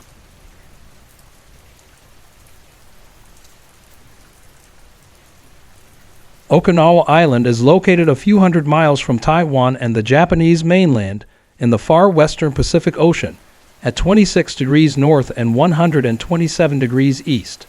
It was once a country on its own, but has been fought over for centuries by both Japan and China. During World War II, it became one of the largest battle sites and was captured near the end of the war by U.S. forces. Okinawa remained a U.S. territory until the late 1970s, when it was returned to Japan. Many of the stories I'm about to share come from the period after World War II. Many years ago, in an area by the China Sea, which the U.S. military calls the Gate 4 area, there lived a middle-aged man who owned a small candy store. His store was modest but successful. Each evening, just after dusk, he would close up shop, count the money he made for the day, and then go home to his wife and children. One night, as he was preparing to lock up, a young woman entered the store. She insisted on buying some candy for her baby, even though the store was closing. Though he tried to tell her that he was closing for the night, he understood how important it was to her, so he agreed to sell her the candy. After the woman left, he began to count his earnings, but when he looked at the money, he noticed something strange. Some of the bills weren't regular currency. They were shrine money, the kind used in shrines for the deceased. He was puzzled, wondering how this shrine money had ended up in his till, but he thought little of it and went home. The following night, the woman returned. She once again asked for candy, and once again, after she left, he found shrine money mixed in with his earnings. This time, the man decided to hold on to the money and wait for her to leave. When she left, he opened his hand to find shrine money again. Curious, he decided to follow her. He saw her walk down the street and turn a corner, but when he rounded the corner after her, she had disappeared. As he stood there confused, he heard a small cry. He quickly followed the sound to a nearby shrine. There he found the body of a young woman, holding a baby that was very much alive. The woman had died, but her baby had survived. He quickly ran to the police to report what he had found. They arrived and confirmed the story. Apparently, the woman had died while pregnant, and the baby had survived despite the mother's death. From that moment on, people in Okinawa stopped leaving shrine money at shrines and began leaving real currency instead. The story of the man, the woman, and the baby became part of Okinawa's history and a reminder of the deep ties between life, death, and the way people honor the deceased. It's worth noting that Okinawa does not have traditional cemeteries like other places. Instead, they have shrines built like tombs that are spread out across the island. I lived off base for a while, and my house was only a few blocks away from about 40 shrines. Some people live near them or even directly across the street, making them an ever-present part of daily life. In another part of Okinawa, there's a place known by the U.S. military as the 400th Area, or AMO. The 400th Area is a vast zone filled with roads, but few buildings, and a lot of jungle. The jungle makes up over 70% of the area. During the Battle of Okinawa, many Marines were stationed here to clean up after the battle. In what is now the 400th Area, a small platoon of soldiers was marching back to their base camp, tired and eager for rest after a long day. They marched in a column formation, not being especially cautious, since they felt the area was cleared and safe. But as they marched, A shout rang out, and the first bullet shattered the silence. The soldiers had walked into an ambush. The road was narrow, with steep slopes on both sides, and the American troops were not in a condition to fight or run. They began to fire back, but it was a fierce battle. In the end, all of the U.S. troops were killed, though many Japanese soldiers also perished, almost 3/4 of them. Years later, the U.S. government decided to build an ammunition dump in the 400th area, adding many roads to the area. As a security measure, military and security police patrol the area regularly. The first sightings of strange occurrences in the area began a few years after the ammunition dump was built. One of the roads in this area was named Highway 12. One night, while on patrol, a military policeman noticed something moving ahead of him on the road. As he continued down the road, he began to hear gunshots. That's when he saw his first ghost. Over the years, more reports surfaced from military police, security officers, and workers who would hear gunshots or screams while driving down the road at night. One officer even reported driving through a group of apparitions. I tried to investigate some of the sightings in the area with a friend who is a military policeman. We went through the 400th area multiple times. Rumors say that if you drive up Highway 12 from south to north, there's a chance you might hear or see something, maybe even both. So far, I haven't experienced anything myself, but I did find something interesting. Many people who work or patrol the 400th area refuse to drive there alone, unless they keep the car radio on. My wife, who works in the area, also avoids driving there alone whenever she can. Whether it's the tragic story of the protective mother or the eerie happenings in the 400th area, Okinawa holds many stories that blend history, culture, and the supernatural. People here have a deep connection to the land and its past, and these stories, whether they are believed or not, continue to shape the island's culture.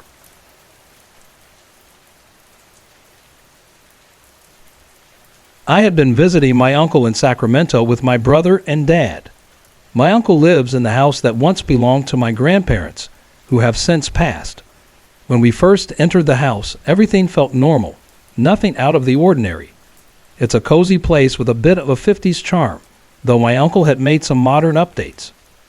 We were staying for the week, and my brother was going to sleep in a bedroom at the back of the house, my dad on the living room couch, and my uncle on the couch in the den.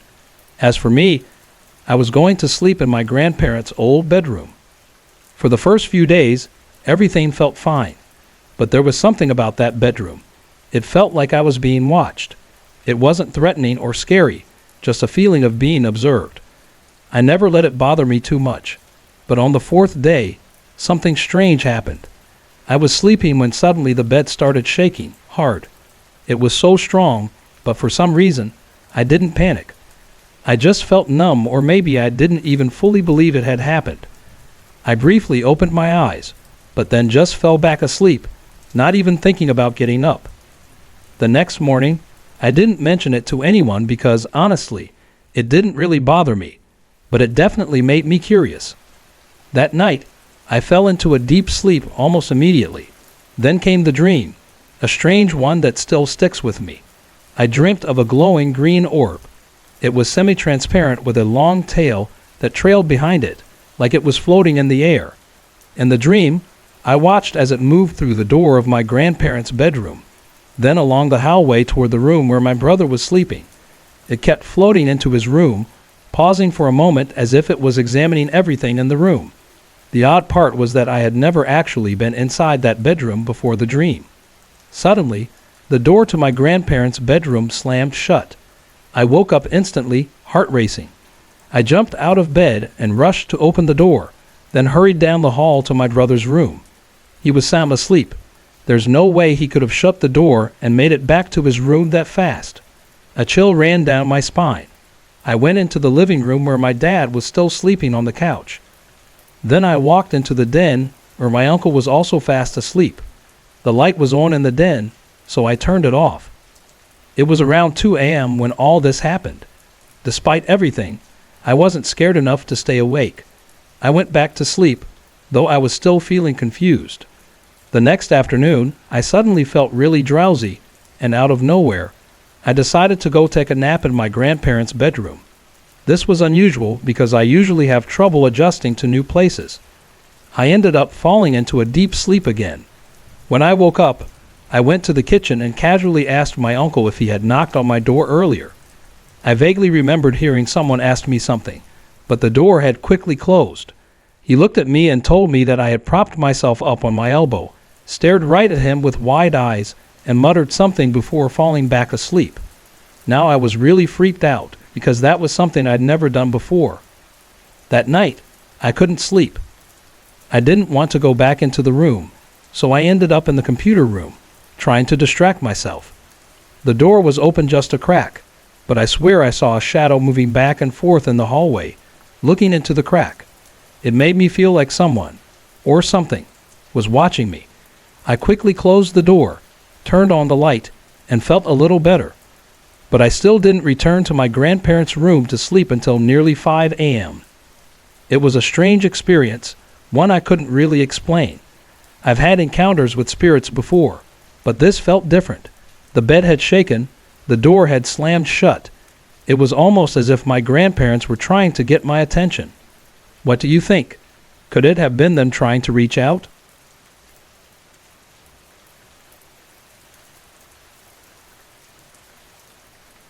I've had some pretty unsettling paranormal experiences at my grandmother's house over the years. I thought I'd share them here, as maybe others can relate or find them interesting. Sorry if it's a bit long, but a lot happened. When I was growing up, I always dreaded going to my grandparents' house, even though I loved them dearly and were very close. I rarely spent more than one night there before feeling the urge to go home. There was something off about that house, something eerie that I couldn't shake. It wasn't until about 2 years ago during a Christmas gathering that I learned the house had quite an unsettling history. It was during the Christmas party when something strange happened that made everything click. We were all gathered in the living room when my mother came in, looking confused. She asked, "Whose baby is in the dining room?" Since no one had a baby at the party, a few of my aunts went to check it out. They came back visibly shaken, saying that they had seen the baby crawl across the floor, and then, just as suddenly, it disappeared in front of their eyes. They told us kids what had happened, and we started talking about all the odd experiences we'd had in the house. It turned out there had been an infant who had died in the house years ago, which I hadn't known before that night. My grandparents' house is a large 4-story building, built around the turn of the century, with a big cement porch out front. One part of the house always gave me a strange feeling, the basement. More specifically, the cellar underneath the porch. Every time I went down there, I would get this sharp, vivid image in my mind. A man, blue in color, with a bleeding forehead. It was just a flash, but it made me uneasy, and I'd avoid that part of the basement. Years later, when I was talking to my mom and aunts, I learned that one of the house's previous owners had been involved with the mafia. He disappeared one day, and shortly after, the porch was built. I've been trying to convince my grandparents to let me dig under the porch to see if we can uncover anything, but they're not keen on the idea. One of the more frightening experiences I had took place in my uncle's old room when I was 17. My grandparents had left me home alone for a few hours, and I decided it was time to face my fears and explore the house. I went upstairs to the attic, but to get there, I had to pass through my uncle's room. I'd always hated going into his room, even with my grandfather there during the day. As I stood in the stairwell, I got another sharp mental image, a teenager hanging himself right in that spot. That night during the Christmas gathering, my grandma told me that a teenager had indeed hung himself in that very stairwell. My uncle also told me about things happening in his room at night. He said something would pull the sheets off his bed and tell him to leave the room. Apparently, it had been the teenager's room before. My aunts and mother also mentioned seeing the spirits of an elderly couple who had died in the house, and they believed the couple still occupied my grandparents' room. That might explain why I always felt like I was being watched whenever I went in there. These spirits, along with the ghost of the baby, were often seen by my family, but I was the only one who had visions of the house's deceased owner. Interestingly, there was one room I felt safe in, and that was my mother's old room. At the time, I didn't know it was hers. I told her I didn't feel afraid in that room, and she revealed that it had once been hers. She had blessed it with an angel figure, which she said had protected her. I believe that angel's presence still lingers in the room, because it always brings a sense of calm, a sort of refuge from the eerie, unsettling energy in the rest of the house. That night, our family discussed all the strange, unsettling experiences we'd had in the house. On one hand, it felt good to finally share everything. On the other hand, I was shocked to learn just how dark the history of that house really was. What do you think? Could all of these experiences be tied to the house's past? Hey everyone, I put a lot of effort and heart into creating these videos just for you. If you're enjoying the content, I'd love to hear from you. Drop a quick comment below and let me know where you're watching from and what time it is for you right now. Your support means the world to me, and it keeps me motivated to bring more awesome videos your way.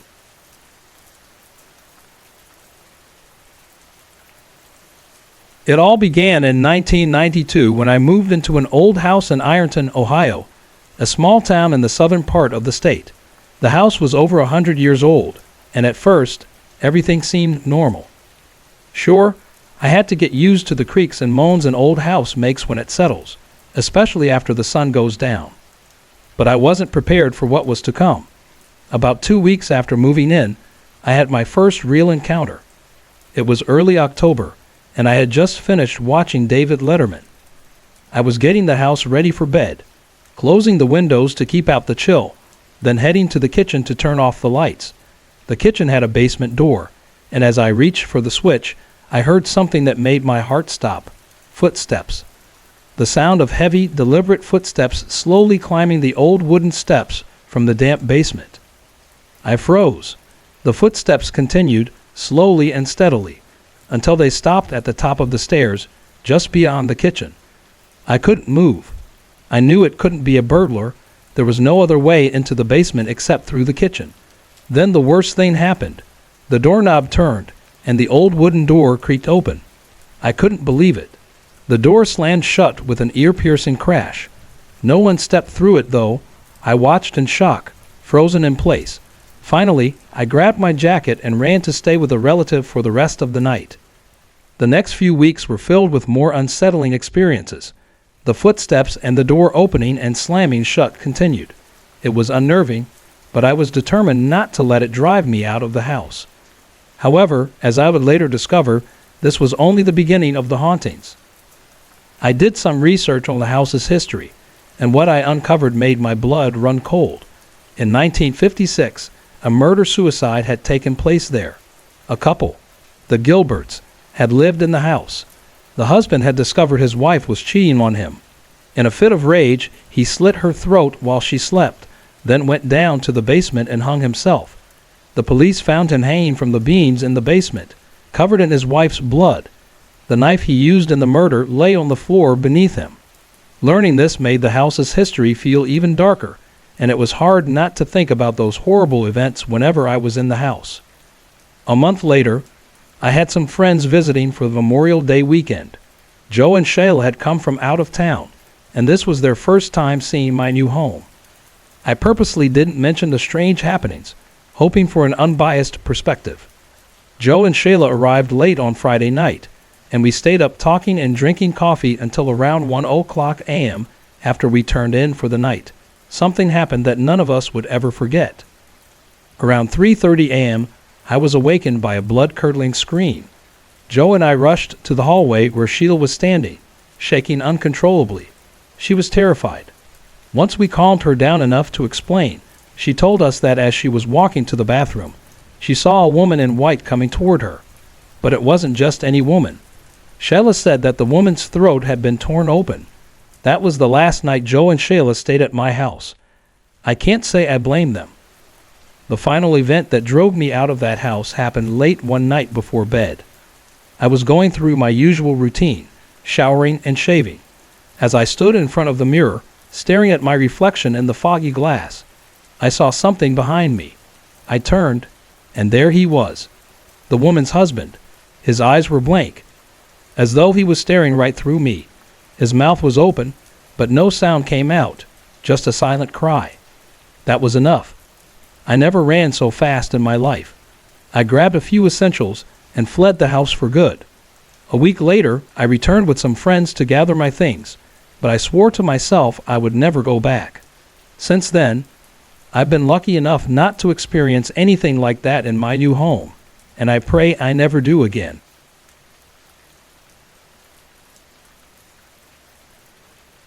It all started back in 1992 when I moved into an old house in Ironton, Ohio. It was a small town at the southern tip of the state. The house itself was over 100 years old, with all the creaks and groans you'd expect from a place that old. At first, it felt like nothing more than settling into a new home. I got used to the way it moaned and groaned as the house shifted at night. Then about 2 weeks after I moved in, I had my first strange encounter. It was early October, and the air had started to get chilly. After watching David Letterman, I was going around the house, closing the windows and turning off lights. I walked into the kitchen to switch off the light, and that's when I heard it. Footsteps. They were slow, heavy, and unmistakable, coming up from the basement. I froze right where I stood listening. The footsteps continued, one step after another, slowly moving up to the kitchen. My heart raced. I knew it wasn't a burglar. There were no other doors or windows leading to the basement, except the one in the kitchen. The footsteps stopped at the top of the stairs. I could hardly breathe as I watched the old wooden door's handle slowly turn. Then the door creaked open, and before I could fully process what was happening, it slammed shut with such force that it rattled the walls. I stood there, staring, unable to move. No one was there. I didn't know what to do, so I grabbed my jacket and left the house, spending the rest of the night with a relative. Over the next few weeks, I kept hearing the footsteps, the door opening and slamming shut. It scared me, but I didn't want to leave. I loved the house too much. Still, I couldn't ignore the unsettling feeling that came with the sounds. I began looking into the history of the place, hoping to understand what might be happening. What I found only made things worse. In 1956, a murder-suicide had taken place in the house. The story, as told by longtime locals, was tragic. A man named Gilbert had caught his wife cheating. In a fit of rage, he slit her throat as she slept. Then he went down into the basement, hung himself, and was found there, covered in his wife's blood. The knife was still on the floor beneath him. Learning about this made it hard not to think about those terrible events every time I walked through the house. It was impossible not to feel the weight of what had happened there. Months later, I had friends visiting for the Memorial Day weekend. I hadn't told them anything about the house's history, not wanting to scare them. It was their first time at my new place, and I figured it might be better to get an honest opinion from them. Joe and Shayla arrived late Friday night. We stayed up talking until around 1:00 a.m. and then went to bed. Around 3:30 a.m., I was woken up by a scream. Joe and I rushed into the hallway and found Shayla shaking uncontrollably. After calming her down, we learned that on her way to the bathroom, she had seen a woman in white coming toward her. Shayla said the woman's throat looked like it had been ripped open. That was the last night my friends stayed in the house, and I didn't blame them. The final straw came shortly after that. One night, as I was finishing my usual routine of showering and shaving, I stood in front of the bathroom mirror. As I looked at my reflection, something appeared behind me. It was the figure of the husband, Gilbert. His eyes were empty, almost like he wasn't really looking at me, but through me, his mouth was open, like he was silently crying out. I don't think I've ever run faster in my life. I grabbed a few things and left the house for good. About a week later, I went back with some friends to gather my belongings, and that was the last time I set foot in that house. Since then, I've been lucky enough not to experience anything like that again, and I truly hope I never do.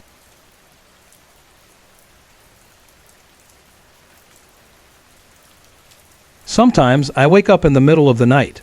I'm not sure if it happens at the same time every time, but maybe I should start paying attention to that.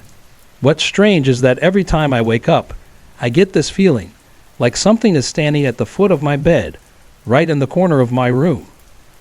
I try to ignore it, force myself to sleep, but I can't. There's this deep fear inside me, like my instincts are telling me to protect myself. I don't want to look, but I always end up glancing toward that spot. I try not to focus on it too much, but I can't shake the feeling that something is there, watching me. At first, I told myself it was just my imagination. It seemed silly, something a kid would be scared of. I'm in college now. I shouldn't be thinking like this. So I pushed it aside, went to sleep like normal, and tried not to let it bother me. But then, my mom told me something that made it all feel real. She pulled me aside one morning while my little sibling was at school and said, "Last night your dad got up, stomping around in the kitchen." I asked him what he was doing, and he said, "I saw a black shadow, something, moving toward her room. I thought it was a person breaking in, but then it just disappeared." I just stared at her. Then she added, "You know your dad doesn't believe in these things. He won't talk about it because he doesn't want to scare you." That same night, I had a terrible dream. It was full of darkness, death, things I don't usually think about. I'm a happy person. I love cute things, flowers, soft colors. But this dream felt different, like it didn't come from me. And what really unsettled me was that the night I had that dream was the same night my dad saw whatever it was go into my room. A few days later, something even stranger happened. My dad woke up with long, deep scratches across his stomach. He blamed the cat, but our cat doesn't scratch like that, especially not that deep. And then more scratches started appearing. It was almost like whatever he saw that night didn't like being noticed. My mom thought the same thing. She warned him not to challenge it, and eventually, the scratches stopped. They're healing now, and no new ones have appeared. But last night, I felt it again, watching me. Only this time, it felt stronger, more present. I was filled with fear. I've heard people say that if you don't give these things attention, they'll leave you alone. I really hope that's true. But now, I have another reason to be worried. Last week, my little brother told my mom he saw something. A white figure walking around the house. He saw it clearly, while my parents were in their room watching TV. He's never said anything like this before. He's never talked about ghosts or anything like that. But now, he's scared. He's trying not to think about it, but I can tell it's bothering him. This is a new house. I don't want it to be like our old one, which was haunted. I've dealt with things like this before, ever since I was little. But this thing that watches me at night, it feels different. And what scares me the most is the feeling that it wants to hurt me.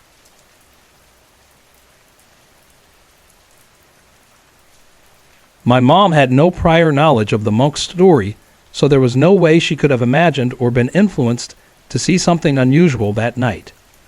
As for me, I never experienced anything paranormal during my high school years, but my curiosity got the best of me. I decided to check out the mysterious door on the 4th floor for myself. It was a narrow, off-white wooden door with a copper knob, always locked. One day, I saw a custodian unlock it to grab some cleaning supplies, and I finally got a peek inside. Behind the door was a long, windowless corridor. There were no other doors, nothing but a narrow passage stretching ahead until it ended in a small opening in the wall, almost as if someone had tried to tear it down but stopped after a single hit. That image has stayed with me ever since. I now live in Cancun, Mexico with my sister. I've been here for 5 months. Before moving, I had several encounters with ghosts, shadows, and what some might call evil entities back in Houston, Texas. My family seems to have a sensitivity to the paranormal. My 2 brothers, my sister, my dad, and I have all experienced things, strange feelings, shadows, voices, at some point in our lives. But since moving to Cancun, I hadn't noticed anything unusual. Apart from the occasional nightmare, which didn't scare me, the new house seemed perfectly normal. It's made of cement, so there were no creaking noises like in old wooden houses. Everything felt safe and peaceful. Little did I know, my sister had already noticed something. She had been seeing shadows pacing in and out of the hallway leading to my room. At first, she didn't mention it because they didn't seem threatening. She sleeps with her door open, so she saw them often, while I always sleep with my door closed. When she finally told me, she described them as energies of light, not dark, not sinister. No goosebumps, no heavy atmosphere, nothing that felt evil. I started noticing them too, though I didn't immediately connect it to what my sister had said. When I casually mentioned it one day, she just nodded and reminded me that she had already warned me. Weeks passed without anything out of the ordinary happening. Then last night, everything changed. I went to bed around 2 a.m. with my laptop playing music, but I kept it closed to keep the room dark. I was facing away from the window. Around 4:45 a.m., I woke up feeling cold. That was strange. Cancun is hot, even at night. I don't have air conditioning, so I always sleep with the window open and a fan running. I got up, checked the time, pulled the blanket over me, and lay back down. The moment I settled in, a wave of goosebumps ran from my feet up to my head. Then, I felt the bed sink slightly, like someone had just lain down beside me. I tried not to panic. It wasn't the first time this had happened to me. Back in Houston, I had learned to stay calm during moments like this.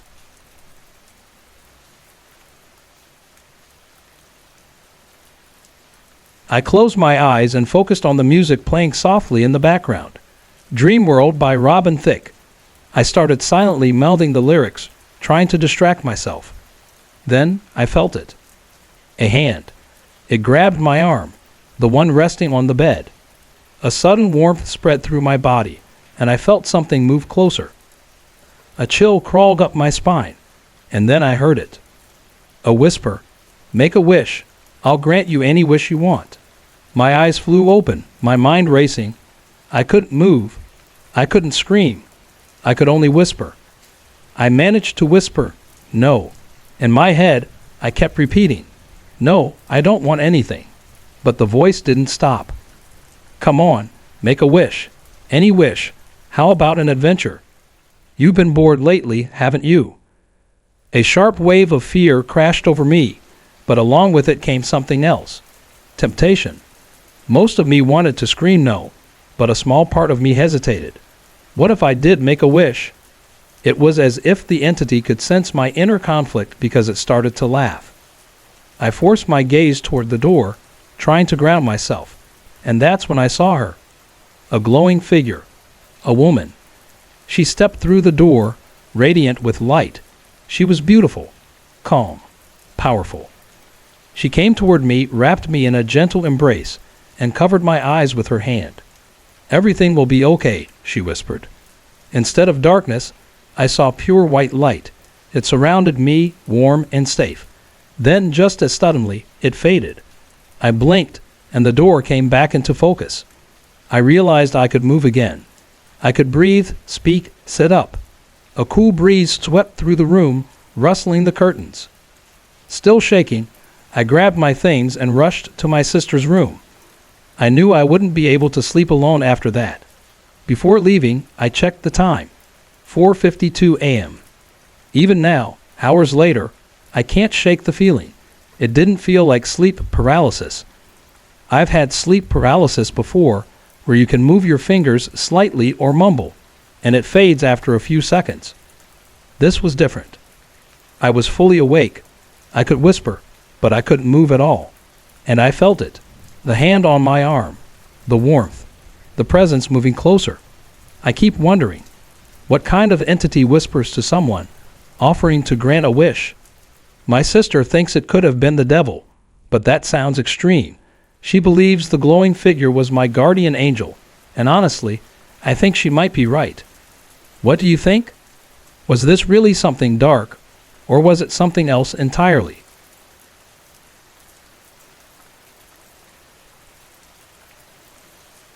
My name is Kevin, and this started when I was just a baby. My mom had a friend who was a psychic, and one day, she and another friend used a Ouija board. They connected with a spirit named Regis, who to this day guides them through life.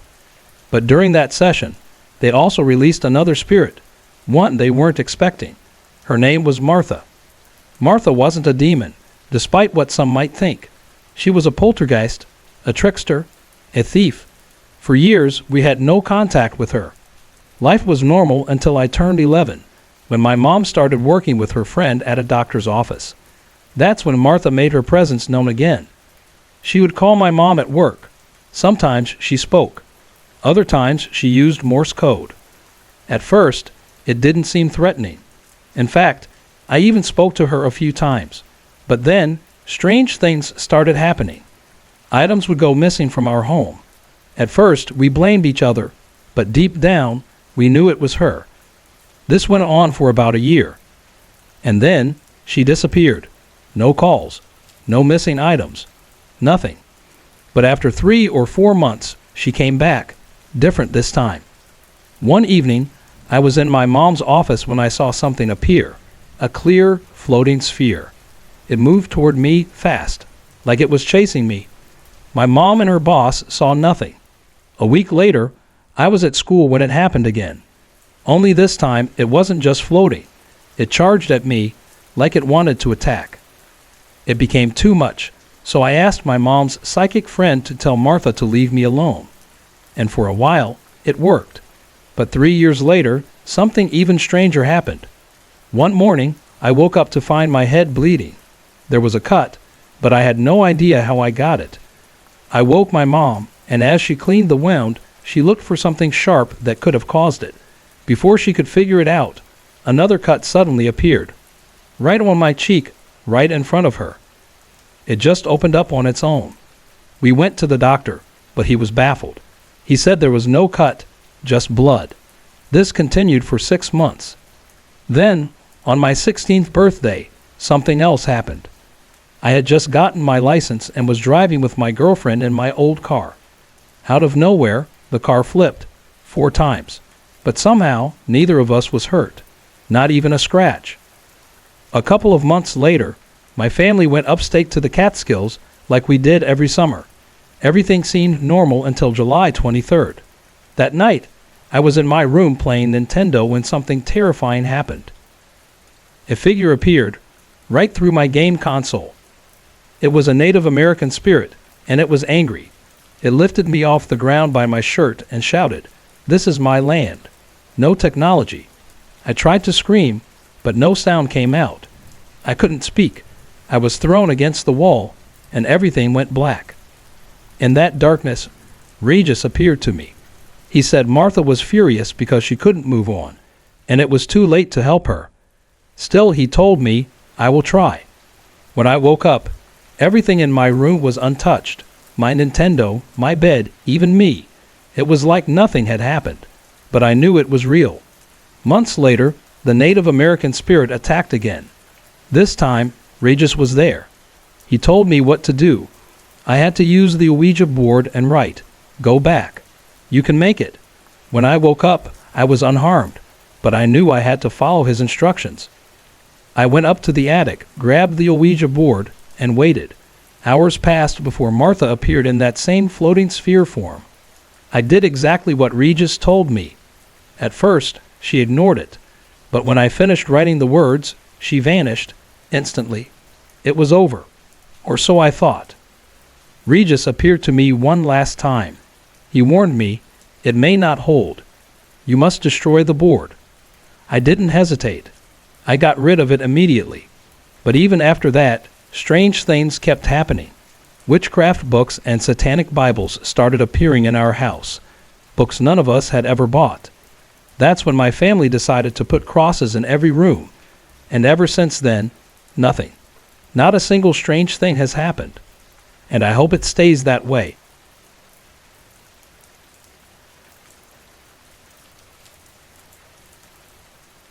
This happened during the 1980s when I was stationed as a chaplain assistant at Camp Zama, a small U.S. Army post about 25 miles southwest of Tokyo.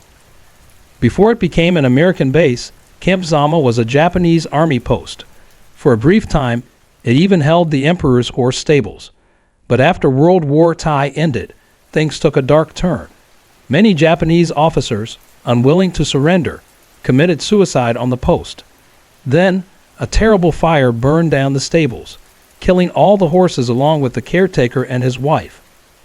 When the U.S. military took over, they rebuilt the post from the ground up, including the chapel where I worked. As time passed, Most people forgot about its history.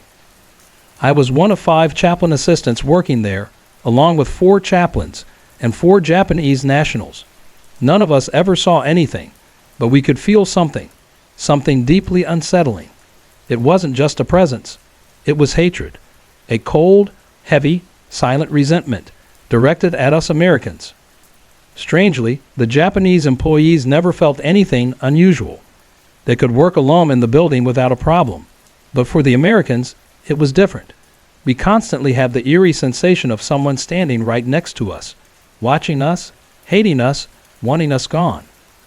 At first, we didn't understand it.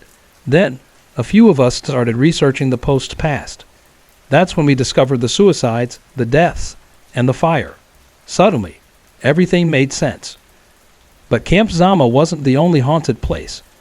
When the Americans first arrived after the war, they needed housing for their families. The problem? There wasn't enough space. So they did something unthinkable. They relocated a Japanese cemetery to build the Sagamihara housing complex. Ever since, strange things happened there. People saw unexplained lights moving between houses. They heard invisible footsteps and the sound of someone rummaging through their homes, only to find no one there. It seems clear that the spirits of the fallen Japanese soldiers didn't take kindly to their former military post being taken over and Americanized. And those buried in the old cemetery, they probably didn't appreciate their final resting place being disturbed. I can't say I blame them.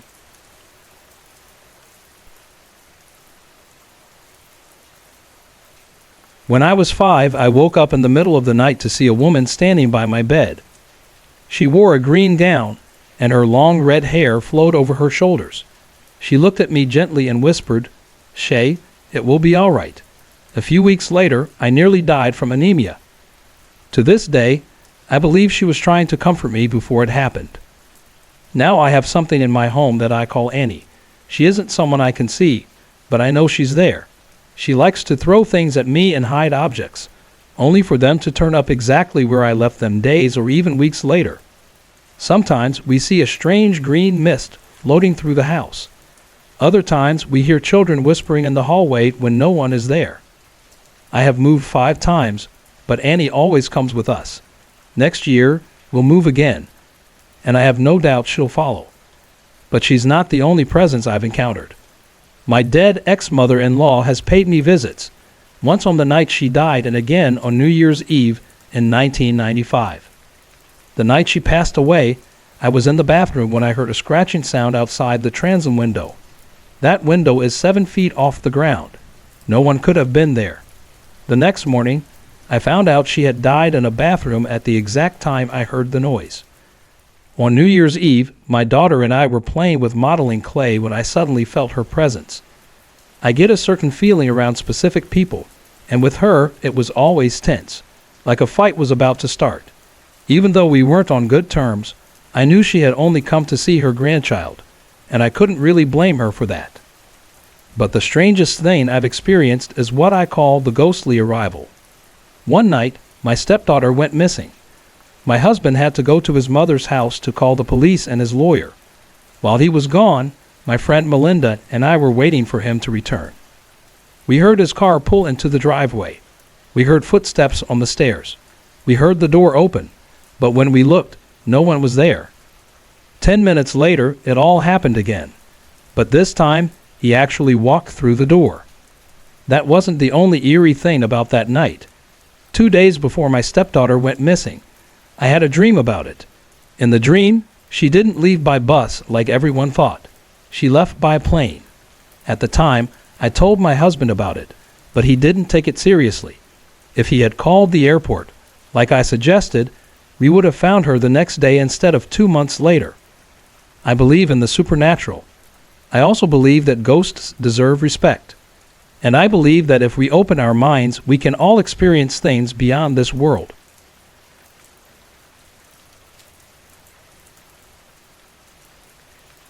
Hi, my name is Chris Hardwick. I'm a senior at Southern Oregon State College, and for the summer, I'm back living in my parents' house in Klamath Falls. For years, I've felt something strange in this house. It started back when I was a freshman in high school, 1989 to 90. At first, it was just a feeling, that eerie sensation of being watched, the constant urge to glance over my shoulder. I'd wake up in the middle of the night with a heavy sense of unease, as if unseen eyes were on me. Over time, these feelings became something more. I've never seen anything, but I've heard plenty. The most intense moment happened about a year ago, when I was downstairs alone around 12:30 a.m., watching TV. Suddenly, I heard knocking on the wall behind me. At first, I brushed it off, but it kept happening.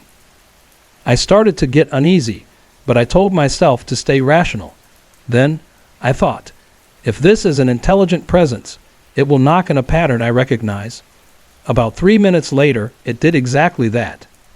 A clear, deliberate knock echoed behind me, the classic rhythm. Knock, knock, knock, knock, knock. That was enough for me. I got out of there fast. Since then, I've continued to hear knocking, but never in a pattern I recognize. Recently, I brought it up with my mom. To my surprise, she's had similar experiences. We both agree that the storeroom behind my bedroom seems to be a focal point for whatever this thing is. But whether it's good or bad, we can't say. What do you think? Is my house really haunted? And if so, is it something we should fear? While I've never seen anything in my house, I have seen a ghost on my college campus. Some of the buildings are very old, and one used to be a dormitory where there are documented deaths. Paranormal experts believe the place is haunted by a tortured, malevolent spirit. One night, a group of us decided to check it out. We walked around the back of the house and peered into a window, the only one with any light, cast by a glowing green exit sign. We stood there for a few minutes, just watching. Then, something moved. A dark, shadowy figure stepped in front of the window. It had the rough outline of a person, but it moved with slow, labored motions. It wasn't just a shadow. It had depth, like a three-dimensional silhouette. We all saw it. Later, when we described it to each other, our details matched. I can tell you this, whatever it wasn't human, and it wasn't good. To sum up, ghosts are real. We may never fully understand them, but that doesn't mean we should ignore them. We should respect them, and those of us who have had these encounters should share our experiences, because the more we talk about it, the more we learn. I tell my stories, and it's made some people rethink their beliefs. Maybe it will make you rethink yours too.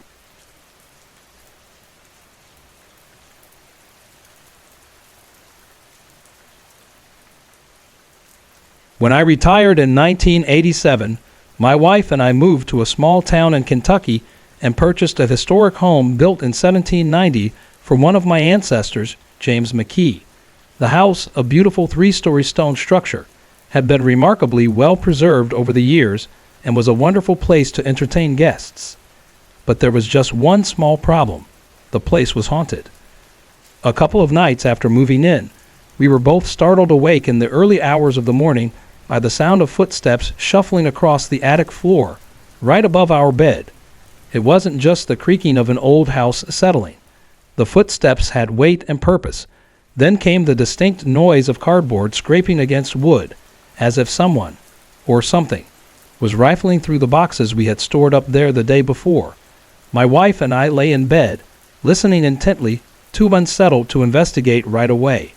By the time the noises faded, we had finally drifted back to sleep. At first light, I climbed the attic stairs to see what had caused the disturbance.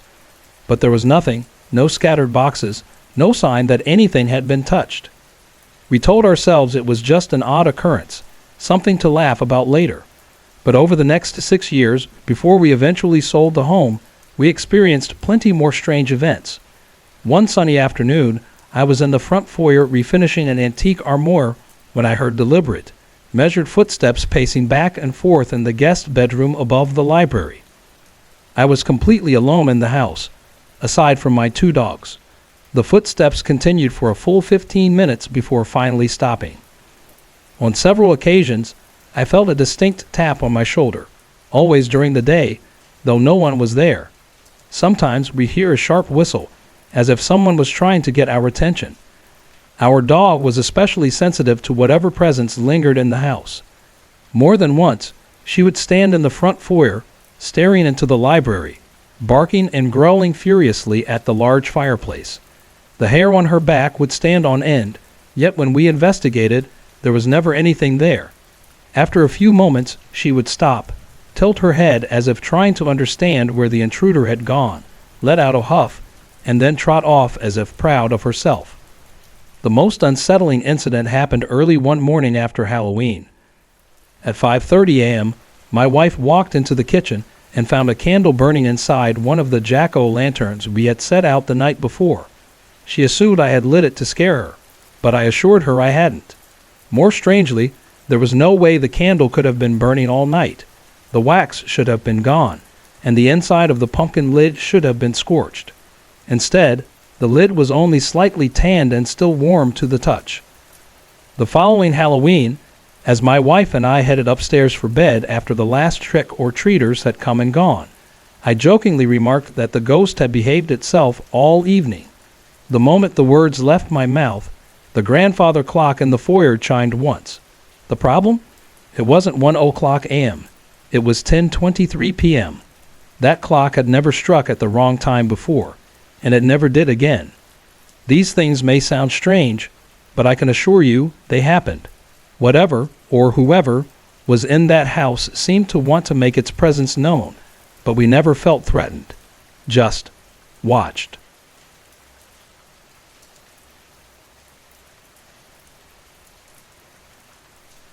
In the winter of 1995, I worked in a youth home that was over 100 years old. Since it was Christmas vacation, most of the kids had gone to their families or stayed with friends, leaving only 8 in the massive house. Late one night, I walked down a dark hallway, checking to make sure all the kids were in bed. At the end of the hall stood a large mirror. As I glanced at my reflection, I saw more than just myself. I saw an old woman dressed in white standing behind me. She had no expression, but our eyes met through the mirror. Without turning my head, I called out, asking why she was upstairs. I assumed she was a staff member, though I knew there were only 2 others working that night, and neither of them looked anything like her. The woman slowly turned away and started walking. I whipped my head around, but she was gone. I jogged down the hall and rounded the corner, expecting to find someone, but there was no one there. Suddenly, a deep unease settled over me, as if I had stepped into someone else's home uninvited. Shaking, I left the area and went to find the other staff members. There were no kids on that side of the house that night. Over the next few months, I confided in several staff members about what I had seen. To my surprise, most of them had seen the same woman in white. One staff member described feeling a hand grab her shoulder when no one else was home. My supervisor had an even more chilling experience. He heard his name called loudly, ran downstairs, and saw a smoky apparition of a woman in white just before he passed right through her. He described a bone-chilling cold and an overwhelming sense of terror, though he believed the fear came from the ghost itself, not from him.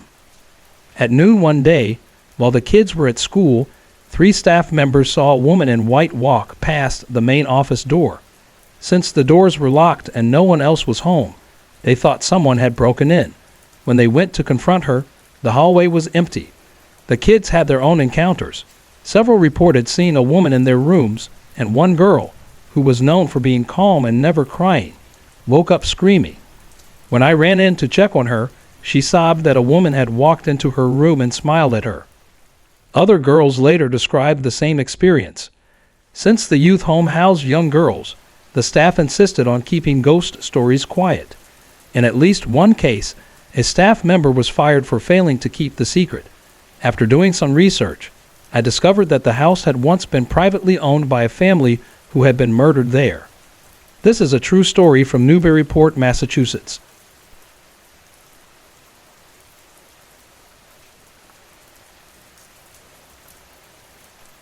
There's more than corn in Indiana, or at least from my experiences, there are a few ghostly hauntings to encounter along the way. My first experience with ghostly visitors happened when I was about 7 years old. We lived in a small house in Mishawaka near the old Grand Trunk Railroad that runs through our 2 cities, with South Bend being the other one. One summer night, I was lying awake in bed, staring out my window into the darkness, dreaming the kinds of things that 7-year-old boys dream about.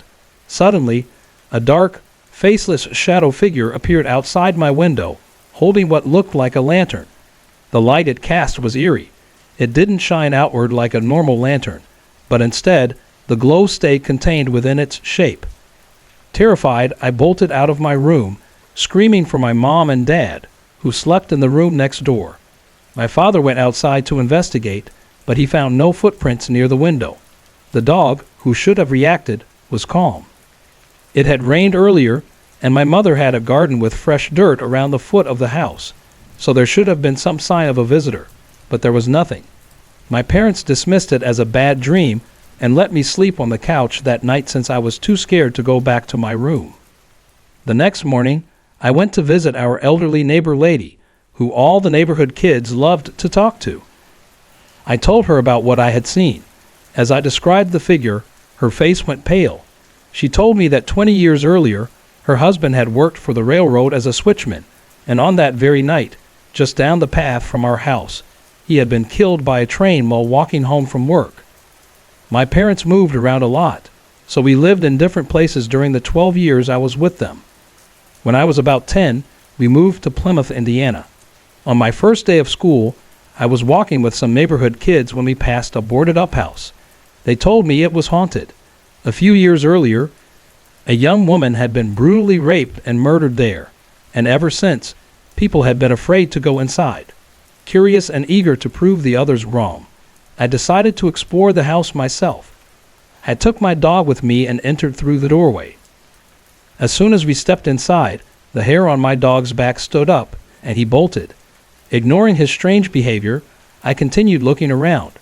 For a while, nothing happened. Then, as I stood in the dining room, a sudden, icy chill washed over me. A freezing hand gripped my arm tightly for a few seconds. Panic set in, and I ran home as fast as I could. When I got back, I noticed a burning sensation on my arm where I had been grabbed. Looking down, I saw bright red marks in the shape of slender fingers. To this day, I still have a scar outlining a finger, and ever since that moment, I've had an odd sensitivity to apparitions. Most of the time, they even tell me who they are and why they are there. When I was around 11, I was living in a foster home. One night, while our foster parents were away, my foster brother, sister, and I got bored and pulled out a Ouija board. We played with it for a while when suddenly, a horrible, pig-like demon started scratching at the living room window. At the same time, the pointer on the board went wild. That night scared us so much that we swore off Ouija boards forever. Years later, when I was 25, I had another encounter. I was visiting a girlfriend and her friend at their house in a wooded neighborhood near the Notre Dame campus. At one point, I told them I needed to step outside for a moment and walked toward the woods beside the house. As soon as I stepped into the trees, I saw a ghostly woman around 19 to 22 years old standing there crying. I asked her why she was upset. She told me her name was Mary Milner, and she had been raped and murdered in that spot in 1971 while walking to class. She said she wanted to see her mother in Philadelphia, but didn't know how to get home. I must have been caught up in this ghostly conversation for a while because suddenly, my girlfriend and her friend started calling for me, joking with their usual shake it more than once insults. When I finally walked out of the woods, they said I was as pale as a ghost. I was chilled to the bone. As I always am after an encounter, they take a lot out of me. I told Susie, my girlfriend's friend, what I had seen and what the woman had told me. Without hesitation, Susie confirmed that the murder had really happened. If you think my experiences are interesting, you should read my great-grandfather's book on poltergeists, Fact or Fiction, written around 1910. It was one of the first scientific studies on hauntings in the Midwest, conducted by Daniel Lehman. One story my grandfather used to tell me was about a haunted farmhouse they investigated. Every time someone tried to live there, hot iron nails would fly at them out of nowhere and then disappear just as suddenly. Indiana may be known for its cornfields, but from my experiences, it holds much darker secrets.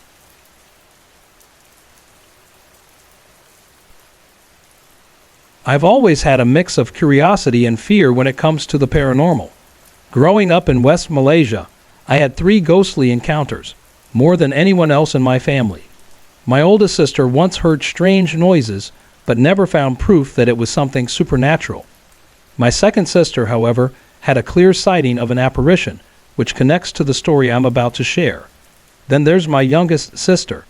When she was just 2 years old, she suddenly started screaming hysterically one night for about 20 seconds while staring at nothing in midair. She was too young to explain what she saw, but when she turned 3, she described it in great detail. According to her, a man dressed in black with a top hat and glowing red eyes appeared in her room. After that, she often complained about pain in her right leg. A trip to the doctor revealed a twisted joint, but with unusual characteristics. It was dismissed as a harmless condition, but when we asked her about it, she insisted that the figure had bitten her in that exact spot. Of course, she was just a toddler at the time, so it was easy to brush it off as imagination. But what I couldn't dismiss was what happened to me. I was 10 when I first realized something strange was happening in our house. I slept alone in my room upstairs, while my 2 sisters shared a room next door. One night, my bed suddenly shook hard. It lasted only 3 seconds, but it was enough to send me running to my sister's room. I sat there, heart pounding, trying to make sense of what had just happened. At first, I thought it might have been a small earthquake, but in Malaysia, that was almost impossible. If it were a tremor, my sisters, who were wide awake, would have felt it too, but they didn't. I checked every corner of my room, looking for anything that could explain it, but nothing was out of place. That night, I was too scared to sleep there, so I quietly crept into my parents' room and spent the night there instead. The next morning, I told my parents everything. They dismissed it, saying I must have imagined it. But soon, I would have proof that something was really happening. Not long after my experience, my second sister had a terrifying encounter of her own. She was only 8 at the time, and it happened in broad daylight. She had gone upstairs to her room when just before she reached the door, she saw something come out from under my bed. She later described it as a dark, smoky figure shaped like a large rat, but with fangs and glowing eyes. She even drew a picture of it right after it happened. The creature lunged at her, chasing her into her room before vanishing under her bed. Her terrified screams sent my dad and me rushing upstairs. We found her standing on a chair, pale and shaking, mumbling in shock. We searched her entire room but found nothing. Strangely, after that day, whatever had been in my room, the thing that shook my bed, was gone. It never happened again. This next experience happened about a year ago, and I still remember it vividly. At the time, I had moved to East Malaysia and was staying in my grandmother's second house.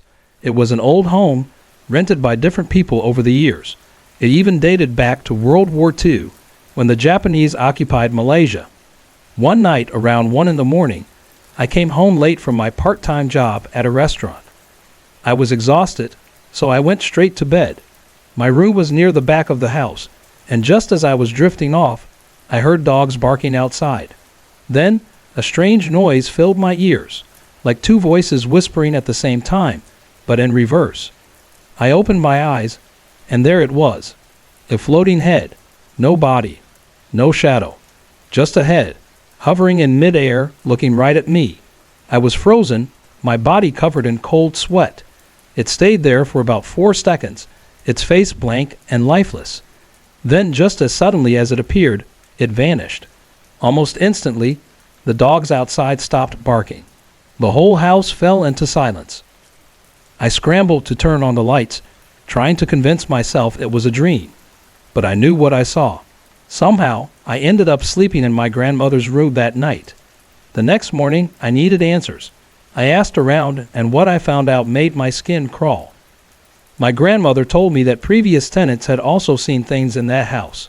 Some reported seeing the headless body of a man walking through the rooms. My friends, who lived nearby, mentioned seeing strange floating figures near the back of the house while playing outside. That's when my parents decided to have the place checked.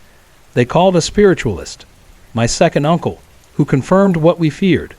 He told us that the spirit belonged to a Chinese man who had died a tragic death during the war. The Japanese communists had beheaded him. But the worst part? He had willingly accepted his fate. His pregnant wife had been brutally killed by the soldiers for no reason, and in his grief, he chose to die too. But his remains were never properly buried. His skull was beneath a small tree near my room, while the rest of his body was buried miles away in a cemetery. That's why he appeared the way he did. He was looking for the rest of himself. Not long after we moved out of that house, other strange things had started happening, but that's a story for another time. Believe it or not, that's up to you.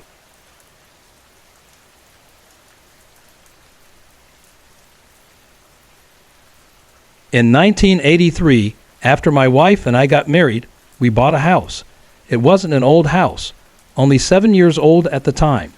It was in western Kentucky, and we purchased it from an older couple. The wife had terminal lung cancer and wanted to spend her final years up north with her children and friends.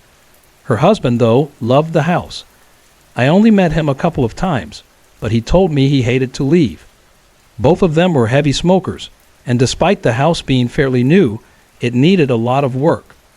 We spent our first year pouring our hearts into it, painting, replacing carpets, updating wallpaper, making it our own. My wife has always been a bit on the spooky side. She doesn't like being alone and won't answer the door if she is, so I've always kept a handgun stored away and made it a habit to check out any noises for her. Over time, it just became routine. For 3 years, nothing unusual happened. The only disturbances were the occasional neighborhood cats making noise at night. Then, one day, I came home from work to an empty house. As I stepped into the den, I clearly saw a man in overalls walk into our bedroom. My first thought was that someone had broken in. I immediately went to get my revolver, checked to make sure it was loaded, and headed toward the bedroom. But when I got there, no one was inside. There was no way out except by passing me in the hallway. I searched everywhere, under the bed, inside the closet, even checked the windows, which were locked with screens still attached. Nothing. I tried to brush it off as my imagination, though I had never experienced anything like that before. And the last thing I was going to do was tell my already jumpy wife. A week or so later, I woke up in the middle of the night. In the dim light of the room, I saw the same figure standing in the corner. He wasn't just standing there. He was moving, as if he were in front of a dresser, doing something. Strangely, I didn't feel afraid or threatened. I rubbed my eyes, expecting him to disappear, but he was still there. Finally, I decided to wake my wife. The moment she groggily sat up, the figure vanished. I didn't tell her what I had seen. If I had, she would have wanted to pack up and move the very next day. About 10 days later, I was working in the yard when a neighbor stopped to chat. As we talked, she mentioned, "Well, Mr. Brown finally passed away." I frowned. "Who's Mr. Brown?" She looked surprised. "The sweet old man you bought your house from. You know, the one who always wore overalls every day of his life." That caught my attention. She went on to say that she had spoken to him just a few months back, after his wife had passed. She had told him how nicely we had fixed up the house and how well we were taking care of it. She said he had missed it terribly, and now that his wife was gone, wished more than anything that he could be back here. I never told her what I had seen, but I knew then that Mr. Brown had come back, just to take one last look around. After that, I never saw him again. I was a skeptic before, and I still find some ghost stories hard to believe. But this, I saw it with my own eyes, and for once, I could explain what once seemed unexplainable.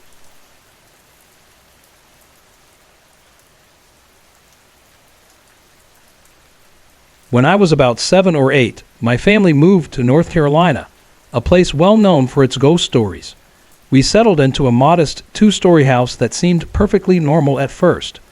Everything was fine for the first couple of months, but over time, I started to feel an unshakable sense of unease, as though something about the house wasn't quite right. At the top of the stairs, my father's bedroom was to the right, mine to the left. No matter how hot the weather got, his room remained unnaturally cold, as if a deep chill had settled there permanently. The first strange events happened in my bedroom. My grandfather worked at Duke University and often brought home tennis balls that had been hit out of the courts for our dog to play with. She loved those balls, but her habit of noisily playing with them late at night drove me crazy.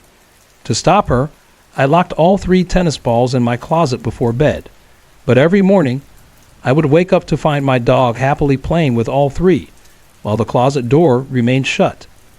At first, I tried to ignore it, brushing it off as my own forgetfulness, but then something happened that I couldn't explain away. One night, as always, I locked the 3 tennis balls away. The next morning, I woke up to find my dog lying in a pile of what must have been 50 tennis balls. To this day, I have no idea where they came from. That was just the beginning. My father's bedroom remained icy cold, and at night, I could swear I heard strange noises, whispers, the creak of doors opening, faint music playing from nowhere. I was too afraid to check.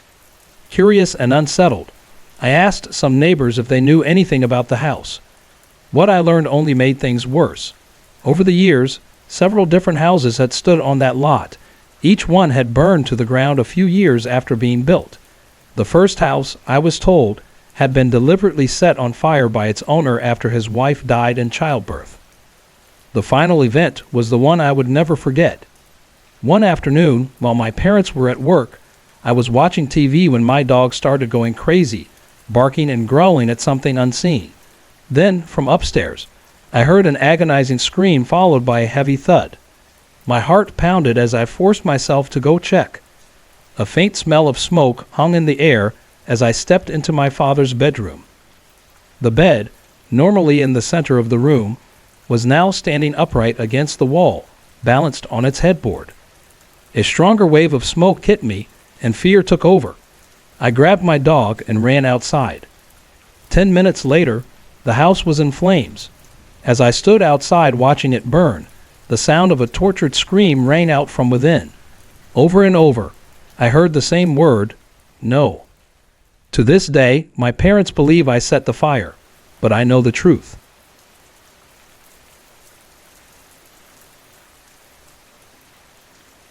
My sister and I were lying in bed, too excited to sleep as we waited for Christmas morning. Like all small children, we were restless, watching the door and whispering to each other. Then we saw a figure open the door, standing there silently as if checking on us. Thinking it was our father, we called out to him, "Dad, Dad," but there was no response. The figure didn't move, didn't speak. Fear crept in, and we started calling out more urgently. My mother, hearing the commotion, told us to be quiet and go to sleep. This happened multiple times that night, and by the 3rd time, we got in trouble. But to this day, I don't believe it was my father standing in that doorway. Another memory stands out just as vividly.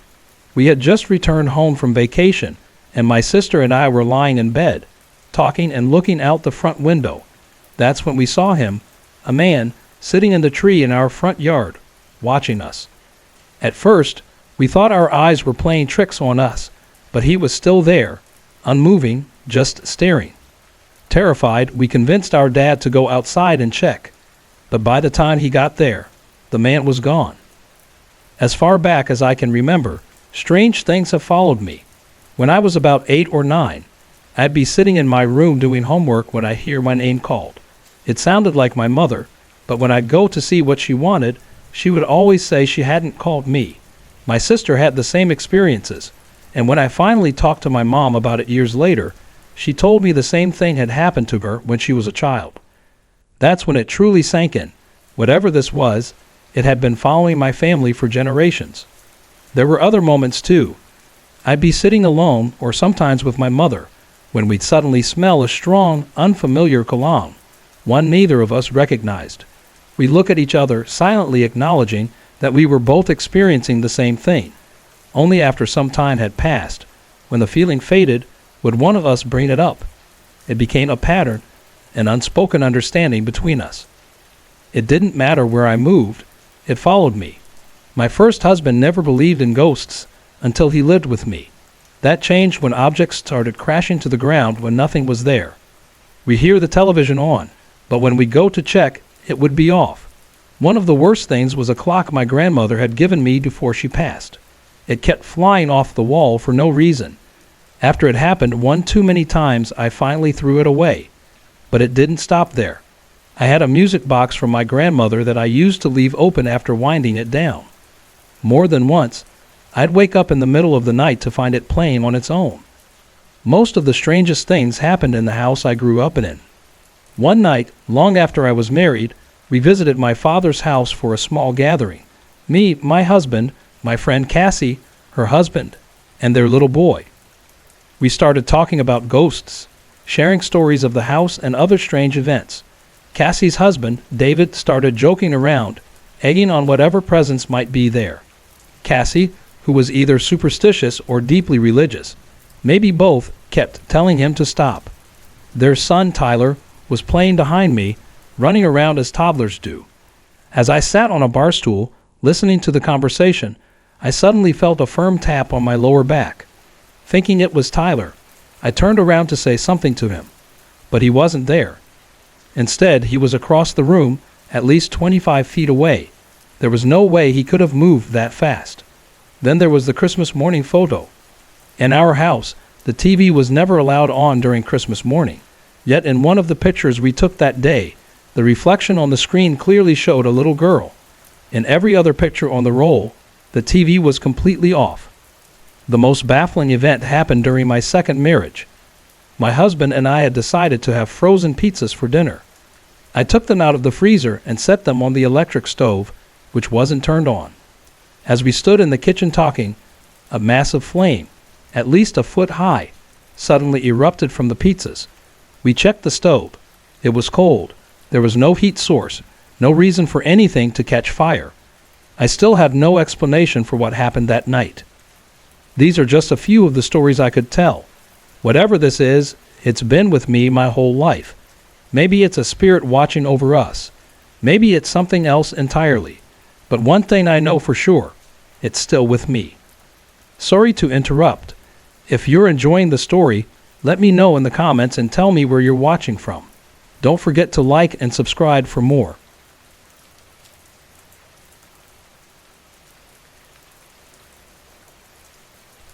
When we first moved to San Angelo, Texas, we rented a home while my husband settled into his new job. I had left my own job in Houston to move with him, so I found myself home alone most days. Our 2 teenage sons were still living with us, but they were usually at school. My mother was in a nursing home, so the house felt quiet, almost too quiet. It started around noon. If I stood at the kitchen sink, I would see a man in a dark suit walking up the path to our front door. Every time I hesitated, not sure if I should answer. But whenever I worked up the courage to check, no one was there. Then, like clockwork, the same thing would happen again between 4:30 and 5 p.m. I didn't tell anyone at first, afraid my husband would think I was imagining things. One day, I overheard my 17-year-old son talking to a friend. He described seeing a man in a dark suit walking toward the door, only for him to vanish before he could answer it. A wave of relief washed over me. I wasn't the only one seeing him. But the strange events didn't stop there. We would hear the sound of a key turning in the front door lock, but the door never opened. The storm door remained shut. The doorbell would ring, but no one was ever there. My youngest son became uneasy in his bedroom. He insisted on moving his bed to the other side of the room, saying something about the shadows made him uncomfortable. Small objects would disappear, only to show up in places they had no reason to be. One evening, as I sat alone in the living room, our dog suddenly stiffened. His fur stood on end, and he growled at the entrance hall. I turned to see what had spooked him, and there it was. A smoky, grayish shape hung in the air, slowly forming into an elongated oval before vanishing completely. After some time, we moved to a different home on the other side of the city. This one felt warm, welcoming, normal, at least at first. Things changed after we repainted the guest room. The next day, as I went in to vacuum, I noticed 2 long rows of wet spots on one wall.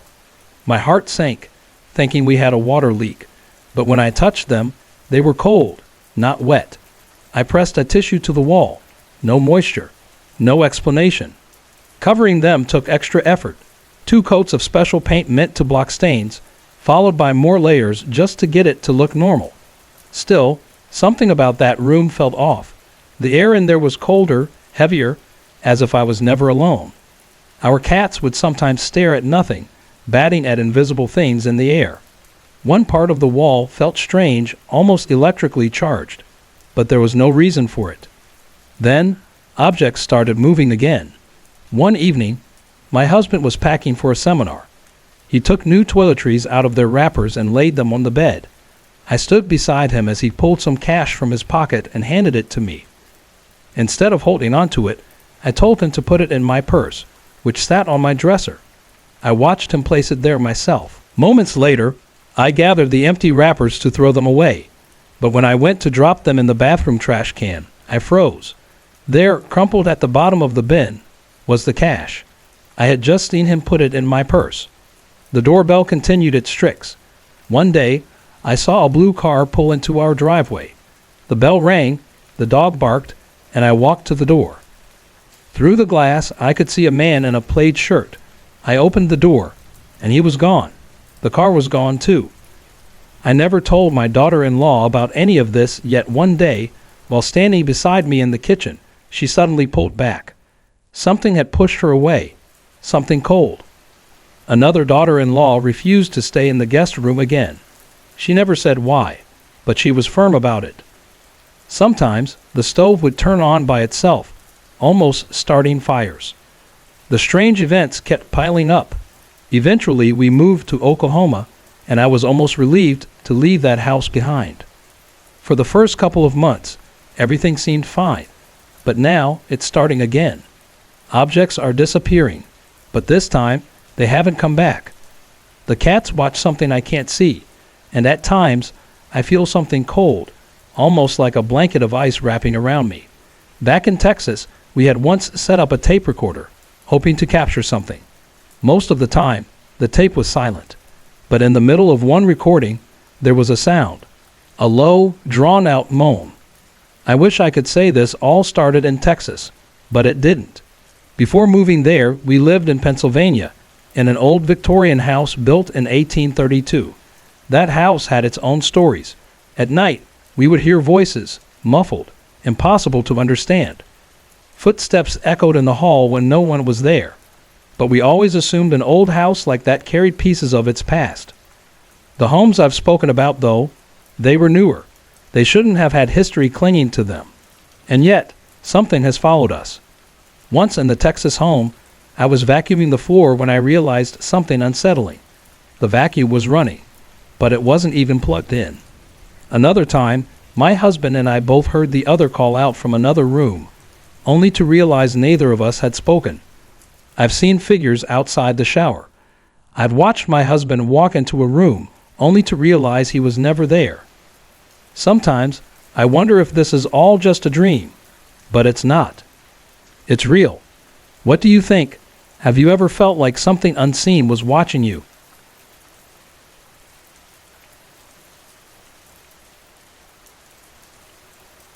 A few summers ago, I took my usual trip back to New York to visit my family and friends.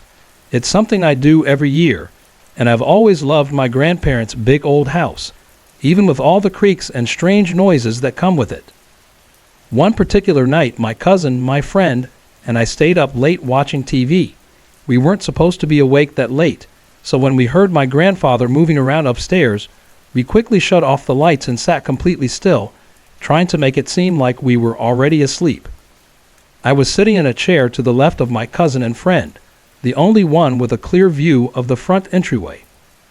Absent-mindedly, I glanced toward the front door, and then looked away, but something felt off. I turned back, and that's when I saw him. A young boy stood near the door.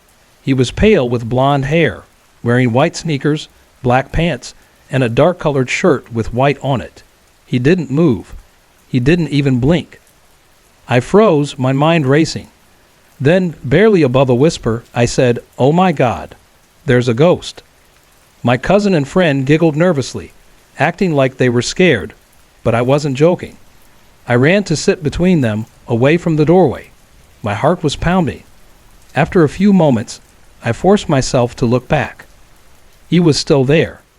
My cousin, sensing my fear, reached over and flipped on the light.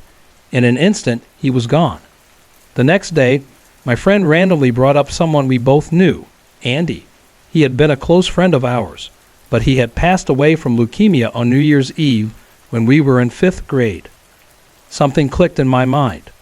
The boy I had seen the night before, he looked exactly like Andy. I felt a chill. Andy had been buried in his favorite clothes, white sneakers, black Vision skate pants, and a shirt, though we were never quite sure which one. He had blonde hair. He had always been pale. Could it really have been him? That night, still shaken, I decided to ask for a sign. I whispered a silent prayer, asking God to let me know if what I saw had really been Andy. Hours passed.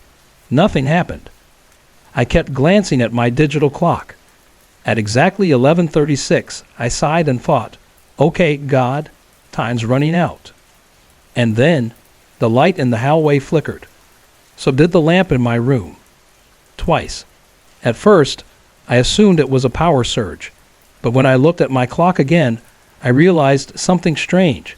If it had been a surge, the clock would have reset, flashing 12 o'clock like it always did, but it hadn't changed. Since that night, whenever I've asked for a sign, the same thing happens. Lights flicker. Music turns off by itself. I know what I saw. I know what I felt. I believe Andy is still watching over me. Maybe he's my guardian angel. What do you think? Have you ever had an experience like this?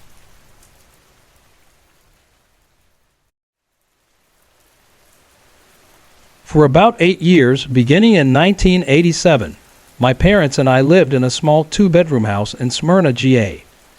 At first, nothing out of the ordinary happened, but once we settled in, strange things started occurring. It began with shadows, small, black figures that would dart around doorways, peeking out before vanishing when I turned to look directly at them. I didn't think much of it at first, just tricks of the eye. But later, my mom told me she had experienced similar things. She also had unsettling dreams when she was alone in the house, dreams where she was being chased or playing with a dog that would suddenly bite her so hard it woke her up. The dreams stopped completely after we moved. One night, my mom and I were alone in the house.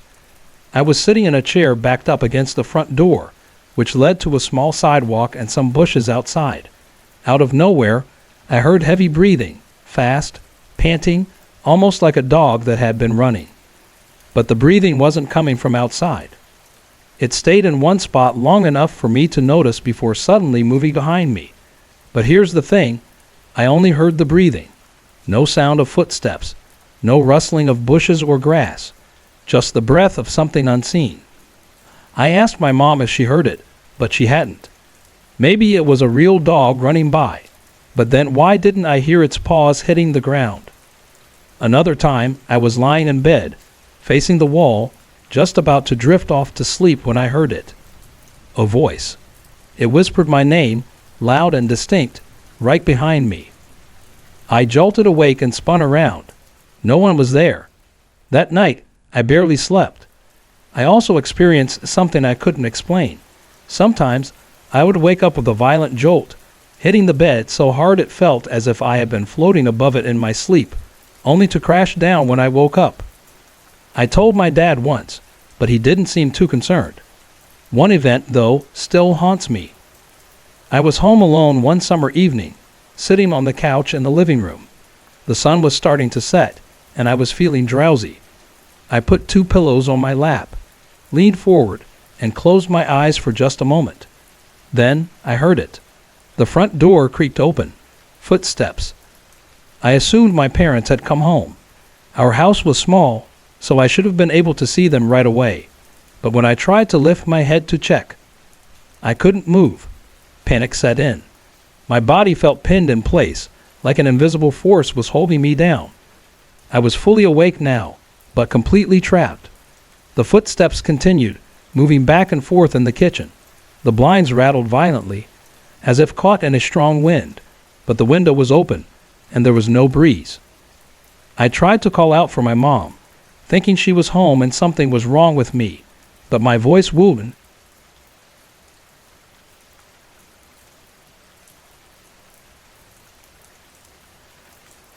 I was home alone with my sister one night while she was babysitting me. She's 3.5 years older than me, and at the time, I didn't really believe in ghosts or anything like that. But then, strange things started happening. It started with the toilets. Out of nowhere, they would flush by themselves. I know what you're thinking. It was probably just the plumbing. But it wasn't. This only ever happened when my sister was babysitting me and never when our parents were home. Then one night, the garage door started acting up. It opened, then closed, then opened again. This happened multiple times. My sister and I were alone, and we were too scared to check outside. We had heard about recent burglaries in the neighborhood, so we thought maybe someone was trying to break in. Instead of going out to look, we called our neighbor and asked her to check around our house. But when she did, there was no one there. Nothing seemed out of place. We never told our parents because we figured they wouldn't believe us. A little while later, something else happened. My sister and her friend were sitting in the living room watching TV. They had been drinking a lot of water because they were on some health kick. My sister told me that, all of a sudden, a glass of water spilled right onto her. She wasn't laughing. She wasn't joking. It had just happened when we got home, and she was dead serious about it. That made me nervous, but I pushed it to the back of my mind and tried to forget about it. A year later, something even stranger happened. It was a beautiful summer day, and my mom decided to take a picture of our deck. She stood inside the house, pointing the camera through the sliding glass door. When the picture developed, something was off. The flower arrangement on the deck was barely visible. Instead, there was a figure, a man, about 7 feet tall, dressed in white. At first, I thought it was God. He looked exactly how I had imagined from what I had read in the Bible. But the more I thought about it, the more I realized it wasn't. I lost the picture eventually, but I never forgot what it looked like. Even now, strange things still happen. Sometimes my sister and I hear noises that no one else seems to notice. Other times I get chills for no reason at all. But what really convinced me was our dog. Every now and then, he just stops and stares at nothing. Then he starts barking at the empty air. I've read that dogs have a sixth sense, that they can see things we can't. I've never seen a ghost in my house, other than what showed up in that picture. But after everything that's happened, I still believe.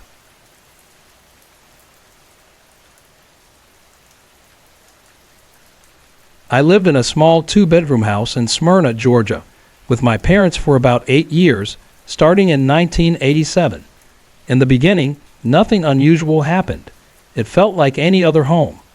But after we settled in, strange things started to catch my attention. At first, it was just little shadows, dark shapes moving at the edge of my vision. They would peek around doorways but disappear the moment I turned to look. I never thought much of it. I figured it was just my imagination playing tricks on me. Later, my mom told me she had strange dreams whenever she was alone in the house. She'd fall asleep in the chair and have nightmares, being chased, or playing with a dog that suddenly bit her. The pain felt so real that it woke her up. I didn't think it was odd at the time. I believed dreams could feel real because the mind couldn't always tell the difference. But after we moved, neither of us had those kinds of dreams again. She also admitted she'd seen the same quick-moving shadows I did, though she never talked about anything else unusual. One night, my mom and I were the only ones home. I was sitting in a chair near the front door, with a sidewalk and some bushes just outside. Suddenly, I heard something. Fast, heavy breathing, like a dog panting after running. But the strange part was, it didn't move. It just stayed in one place long enough for me to really notice. Then, just as suddenly, it seemed to rush behind me and disappear. I never heard footsteps, just the breathing. It was loud, too loud to be coming from outside. I asked my mom if she heard it, but she hadn't. She was in the kitchen, just a few steps away.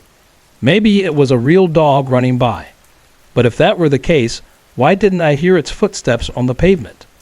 Another time, I was lying in bed, facing the wall, just about to drift off to sleep. That's when I heard it. A voice, a loud whisper, right behind me.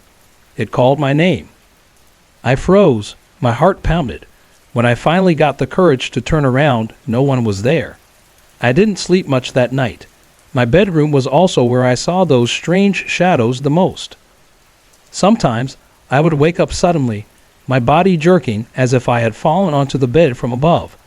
I told my dad once that it felt like I had been floating in my sleep, like I was lifted into the air and then dropped. He just brushed it off, but I couldn't shake the feeling that something wasn't right. One memory, which I had forgotten until recently, still unsettles me. One evening, my parents were out, probably at church, and I stayed home to study. It was summer, so the kitchen window was open, letting in the warm evening air. The front door had been blocked by a couch, so no one could come in that way. I was tired, so I leaned forward on the couch, resting my head on some pillows. That's when I heard it, the front door opening. I thought my parents were home. The house was small, so I would have been able to see them walk in, but before I could lift my head to check,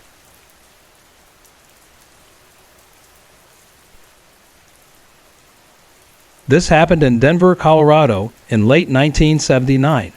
At the time, I was stationed at Lowry Air Force Base, training at the Air Intelligence Training Center. I've always considered myself a pretty rational person, but what happened that night made me question everything. My roommate was an older guy, about 26, from Kentucky. I was only 18 and had been in the Air Force for just a few months.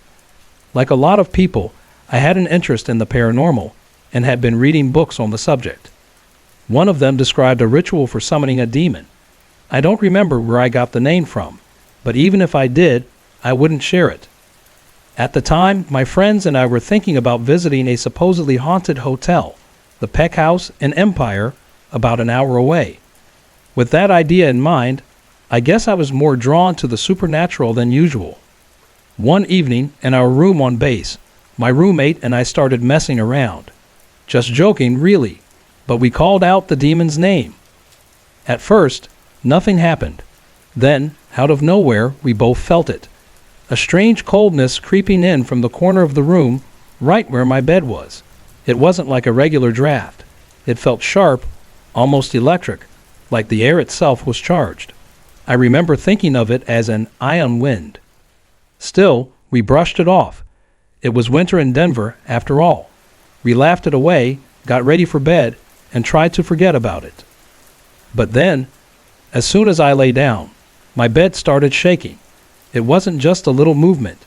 It was violent, like one of those old motel beds with the magic fingers feature. My heart pounded. I didn't even think. I just jumped straight across the room into my roommate's bed, refusing to go back to mine. He laughed, of course, said I was being ridiculous. To prove me wrong, he climbed into my bed himself. The second his head hit the pillow, his expression changed. His eyes went wide, and before I could say anything, he bolted upright, yelling that the bed was moving. This guy wasn't the type to scare easily. Seeing him react like that sent chills down my spine. I honestly don't remember how we made it through the night. But after that, weird things kept happening. Little things went missing. Not just misplaced. Completely gone. At first, I thought maybe it was just me, but my roommate started losing things too. The strangest case was my combat boot. It was part of a pair I wore all the time, and one day it just vanished. Our room wasn't big, just a small bedroom, a tiny bathroom, and 2 closets. There weren't many places to lose anything. I tore the room apart looking for it, but it was nowhere to be found. Then days later, I walked in after class, and there it was, sitting right in the middle of the floor, in plain sight. There was no way I could have missed it before. A few days after that, we both got reassigned to different rooms with new roommates. I never heard about anything strange happening in that room again, and honestly, I didn't care. I was just relieved to be out of there. Looking back, I don't know what we invited into that room, but I take these things a lot more seriously now.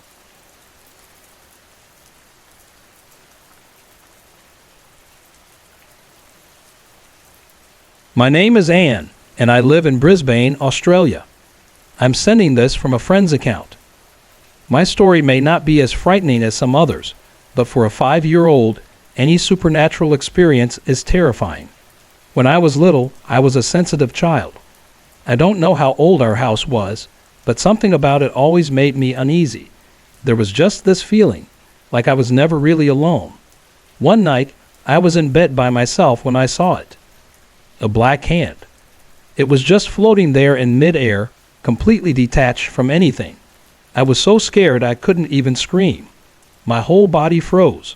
All I could do was hide under the sheets, hoping it would go away.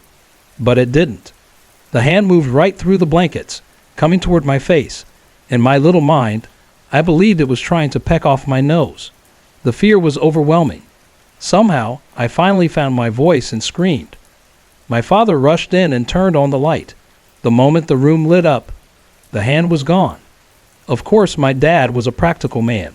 He told me it was just my imagination, just a bad dream. But I've never been so sure. Ever since that night, I've been afraid of the dark. Even now, I still seem to sense things that others don't. When I moved into my current house, I was convinced something was there. For 6 weeks straight, I heard footsteps in the hallway, steady, unhurried steps, as if someone was just pacing back and forth. It became so normal that I tried to ignore it. One night, I decided I wasn't going to let it bother me anymore. I stayed up late in the lounge playing computer games, convincing myself there was nothing there. Then, around 2 a.m., I felt it. A presence. It wasn't just a feeling of being watched. It was something stronger, heavier, like I was intruding, like I wasn't welcome. The air around me felt thick, like I was pushing against a wall. I couldn't shake it. Finally, I gave up and went to bed. The moment I left the lounge, the feeling disappeared. Since that night, I haven't sensed anything. Whatever was there, it's gone now. I believe that everyone has the ability to sense the supernatural, but some people are just more sensitive to it. Even as a child, I saw things move on their own. I had premonitions. I felt things I couldn't explain. And even now, I still wonder, was it all in my head? Or was something really there? Hey everyone, I put a lot of effort and heart into creating these videos just for you. If you're enjoying the content, I'd love to hear from you. Drop a quick comment below and let me know where you're watching from and what time it is for you right now. Your support means the world to me, and it keeps me motivated to bring more awesome videos your way.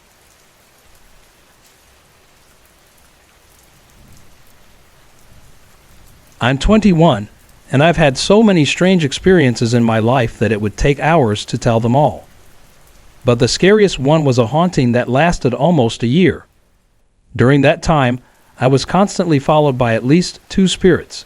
They were strong, unsettling, and always there. I don't like talking about this because I worry that even thinking about it might somehow bring them back. But I'll share 3 things that happened. The first thing they liked to do was mess with my TV. They'd turn it on and off, change the channels, and adjust the volume on their own. This wasn't just something I imagined. Other people saw it happen too. We tried to find some kind of logical explanation, but nothing made sense. The only pattern we noticed was that it always seemed to happen when we counted the pennies in a jar we kept. I have no idea if that had anything to do with it, but it was weird. The spirits also seemed to be more active when my boyfriend was around. We both had strange experiences separately, but together, it felt like we were never alone. After we broke up, the hauntings suddenly stopped. 6 months later, we met up for coffee and talked about how our ghosts had disappeared. That's when it happened. Right in front of us, my coffee cup slid across the table on its own. The other 2 experiences I want to share both involved Ross. One night, we were lying in bed when the bedroom light suddenly turned on by itself. We got up, checked the door, walked around the house, and found that no other lights were on. Everything was locked. We went back to the bedroom and sat there smoking, trying to shake the feeling. 15 minutes later, the light turned off on its own. I nervously said, "Thank you." The light immediately turned back on, then off again. Another night, Ross was at his parents' house about 40 minutes away. I was home alone. At exactly 4 a.m., I woke up to find my bed floating. It wasn't shaking or jerking. It was just hovering, weightless. The moment I opened my eyes, it gently lowered back down to the ground. I was so shaken that I couldn't go back to sleep, so I just wandered around the house, wishing Ross was there. Then, at 6 a.m., my phone rang. It was Ross. This guy never woke up before noon, so it was already strange. But then he told me he had woken up suddenly in the middle of the night and had this overwhelming feeling that he had to come see me. He had walked and hitchhiked almost the entire way, and now he needed me to pick him up for the last few miles. So much more happened during that year, but for a long time, I tried to convince myself it wasn't real. I even wrote an essay for my English class arguing that ghosts don't exist. The essay disappeared, never got graded, never turned up. To this day, I don't know what to believe, but I do know one thing. Whatever was following me during that time was very, very real.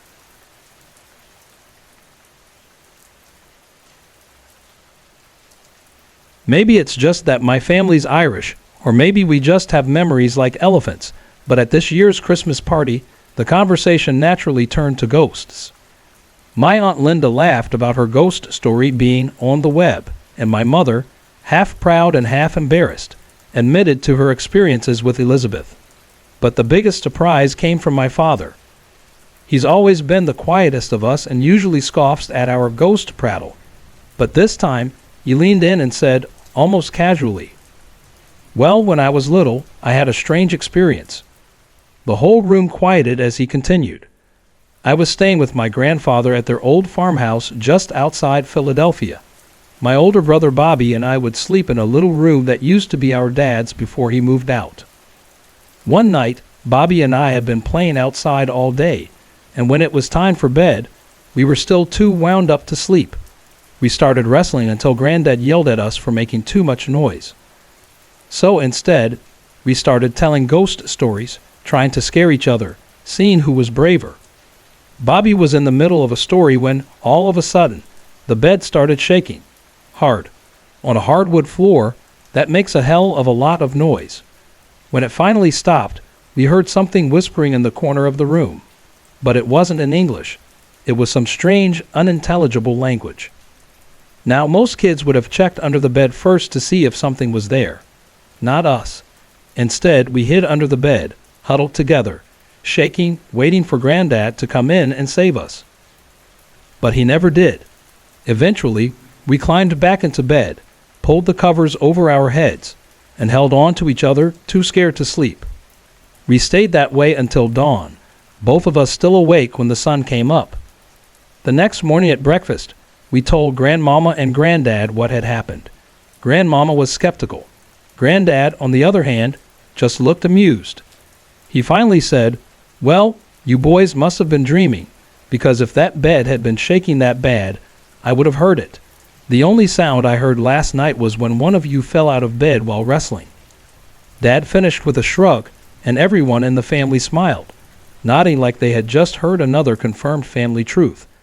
Then someone else took their turn sharing a story. But I couldn't stop thinking about it. I had never heard that story from my dad before. And for a man who always laughed off ghost stories, the fact that he finally admitted to experiencing something, that might have been the spookiest part of all.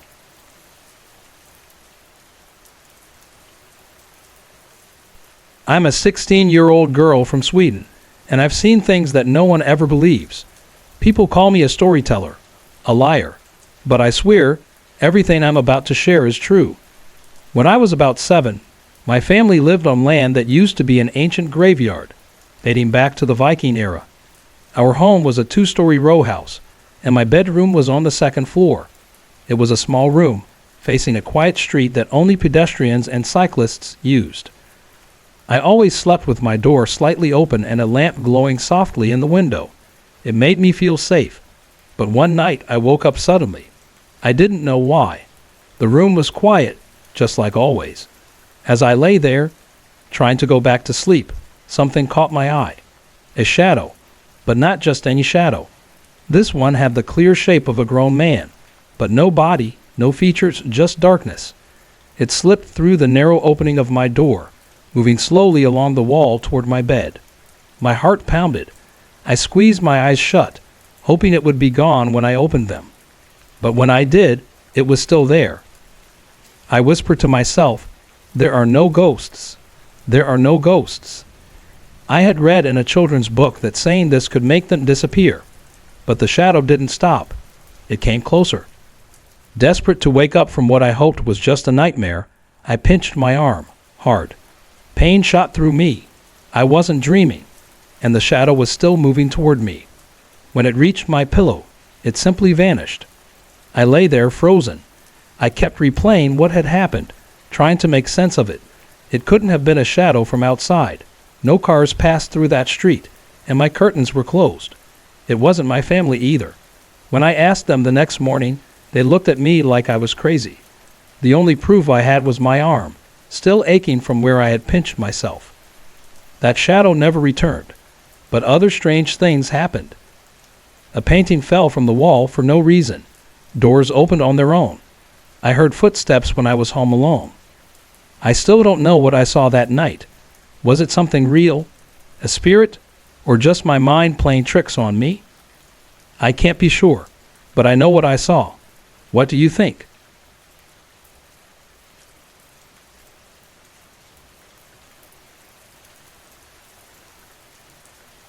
Sometimes things happen that are hard to explain. My mom had been acting a little off lately, and one day, a guy she works with noticed. When he asked if something was wrong, she told him that every time she walked past my room, she saw a white figure out of the corner of her eye. What happened next gave me chills. Out of nowhere, this guy described my dad in perfect detail. His build, his face, everything. Then he said my dad had died in a horrible way, and he was right. My father had been in a terrible drunk driving accident, so bad they never even figured out who was driving. The guy also told my mom that my dad was still around, watching over me. I didn't know what to think. I wasn't sure about this guy, but the idea of my dad being there, that felt real. After my mom told me all this, I started paying attention. And then, little things started happening. Most of the time, it was just a feeling, like I wasn't alone. But Sunday and Monday nights seemed different. When I walked past my room, I'd see something, just for a second. 4 nights ago, something strange happened. I was trying to fall asleep when I suddenly felt ice cold, like a chill had wrapped around me. I was buried under my blankets, but the cold wouldn't go away. It felt unnatural. Eventually, I managed to fall asleep, but the feeling stuck with me. Then, last night, things got even weirder. I was sitting in my room, a cigarette in my left hand, looking at my Life of Agony tape cover. Out of the corner of my eye, I noticed something white. At first, I thought it was just smoke, until I realized my cigarette was in the other hand. I turned my head, and there it was, this white, misty shape hovering beside me. I stared at it, frozen. Slowly, it started to fade, but as it disappeared, I saw it clearly. It had taken the shape of a hand reaching out. I felt that same icy chill from the other night, but I didn't move. I just sat there, staring at the empty space where it had been. And then there were the dreams. 3 of them. 2 years ago, I lost a close friend named Josh. We had only known each other for a few months, but there was this unexplainable bond between us. And after he passed, he started showing up in my dreams. The first dream happened a month or 2 after he died. We were at a party, and I saw him sitting on a skateboard. But when I walked up, sorry to interrupt. If you're enjoying the story, let me know in the comments and tell me where you're watching from. Don't forget to like and subscribe for more.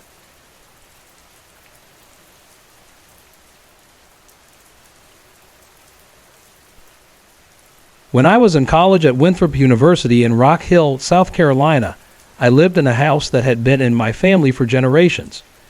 My great-grandfather built it in 1915, and he passed away there in the 1940s. My great-grandmother, Jinx, lived there until she died in 1978. We were close. She was my first great-grandparent, and I was named after her husband, Wes Anderson. The house was a two-story Victorian, tucked away behind two massive oak trees that made it feel hidden from the road. After Jinx passed, my grandfather converted it into 3 large apartments for college students. Since it was just a few blocks from campus, it made sense for me to live there when I started school. I moved into the upstairs apartment with 2 roommates, while 2 other apartments downstairs housed a total of 4 other students. At first, everything seemed normal, but after a few months, my roommates started mentioning strange experiences. Some nights, they would wake up with the overwhelming feeling that someone else was in the room. No sounds, no movement, just an undeniable presence. I had felt it too, but we brushed it off as nerves from living in an old, creaky house. Then we started hearing the same thing from the other students in the house, people we barely even knew. Everyone described waking up suddenly, feeling like they weren't alone. It got so bad that one of my roommates, Paul, decided to move in with his girlfriend. A few weeks later, one of the girls downstairs packed up and left as well, too frightened to stay. I was unsettled, but I kept telling myself that if there really was a spirit in the house, it had to be someone from my own family.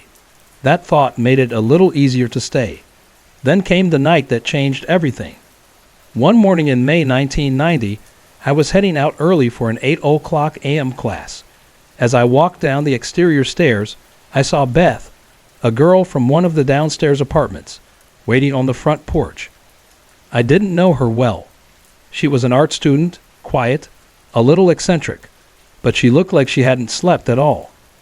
As soon as she saw me, she rushed over.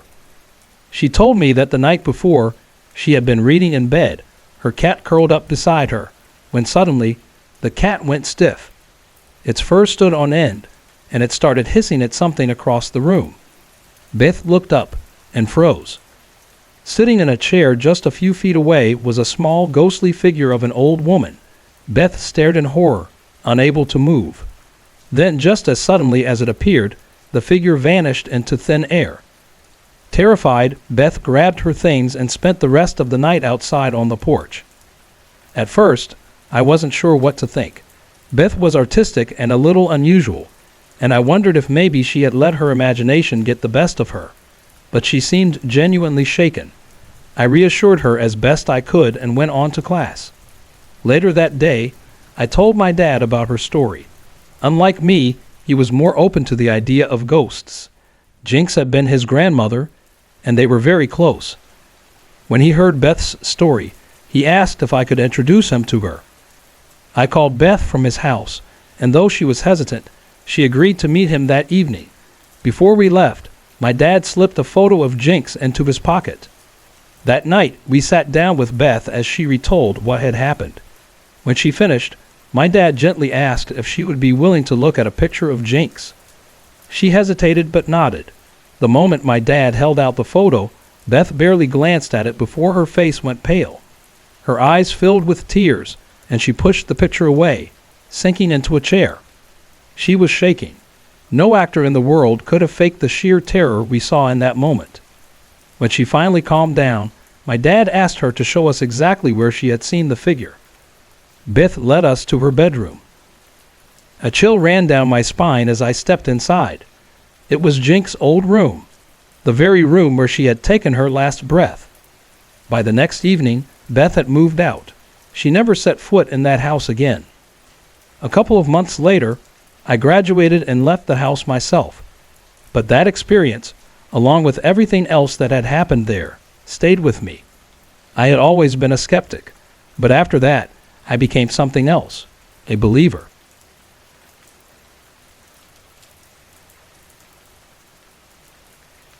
When I was in 5th grade, my family moved into an 80-year-old house in Rockwall, Texas. The house had been built on an old Native American burial ground, and my brother, who loved to explore, often played under the house. He would find all sorts of strange things, small objects buried in the dirt, and even sunken graves. The house had a history that people in town still talked about. The original owner had been a doctor, and he was famous for owning the first car in town. His wife was remembered for her incredible piano playing. Over the years, The house had changed owners many times, but the same piano had always stayed. One afternoon, I was waiting for my grandparents to arrive when something strange happened. I heard someone running down the stairs, followed by a door slamming shut right behind me, like someone had just entered the room. Thinking it was my brother, I turned around, but no one was there. My heart started pounding. I grabbed my things and ran straight to my friend's house next door. When my friend and I finally worked up the courage to go back, we heard footsteps running across the sidewalk near us. We didn't wait to find out what it was. We took off running again. Things like that kept happening, but the night I'll never forget was when my dad was out of town. A friend of mine, Sarah, was staying over, and we were in my room when my mom suddenly walked in. She looked serious and asked, "Were you two downstairs playing the piano?" We both shook our heads. We hadn't left my room. My mom looked concerned and went to check on my brother, but he was fast asleep. She called us into the hallway, and we all sat at the top of the stairs listening. The sound of the piano echoed up from downstairs, playing as clearly as if someone were sitting at it. My mom didn't hesitate. She grabbed a baseball bat and headed down the stairs. The second she reached the bottom, the piano stopped. She searched every inch of the house. Nothing. No sign of anyone. Just as she climbed back up the stairs, the piano started playing again. Sarah and I sat frozen, too scared to move. My mom turned right back around and ran downstairs again. But just like before, the moment she got there, the music stopped. That was the last time we heard the piano play on its own. But I'll always believe that we weren't alone in that house. Maybe it was the original owners, maybe it was something else, but I have no doubt that whoever, or whatever, was there is still making their presence known, and I'd bet the people living there now are having a very interesting time.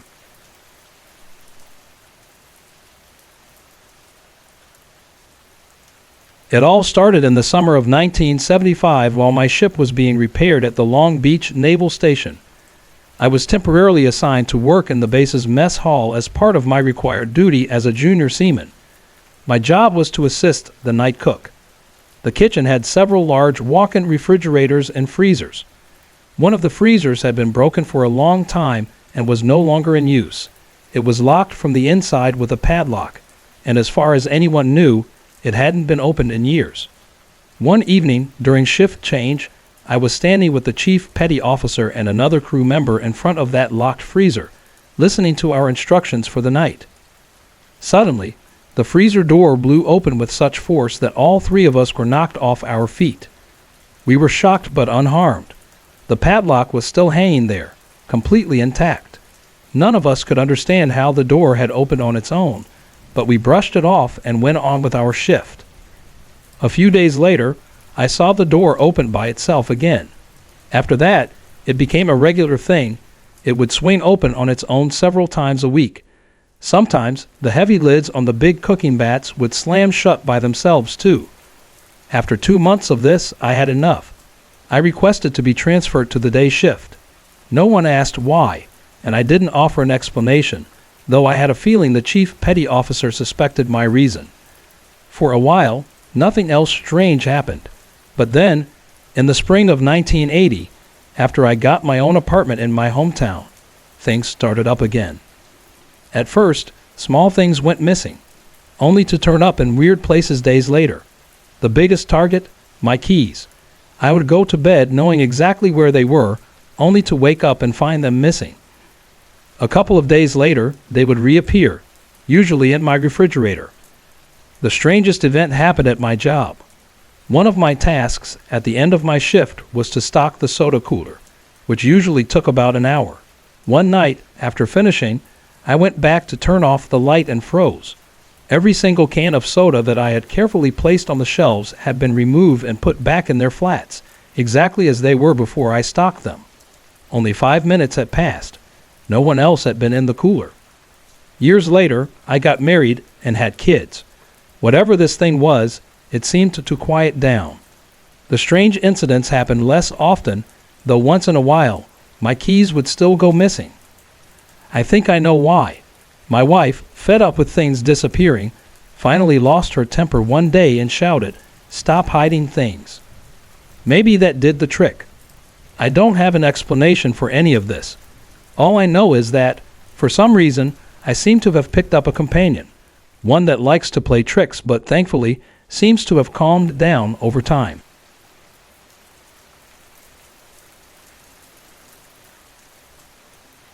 I haven't lived for many years yet, but I've already had more than my fair share of ghostly experiences, and I have a feeling this is only the beginning. When I was just 2 months old, my family moved out of our small apartment and into a 2-story gray house. We always called it the gray house, and everyone in town knew exactly which house we meant. It became my childhood home, and like any kid, I refused to go into the basement alone.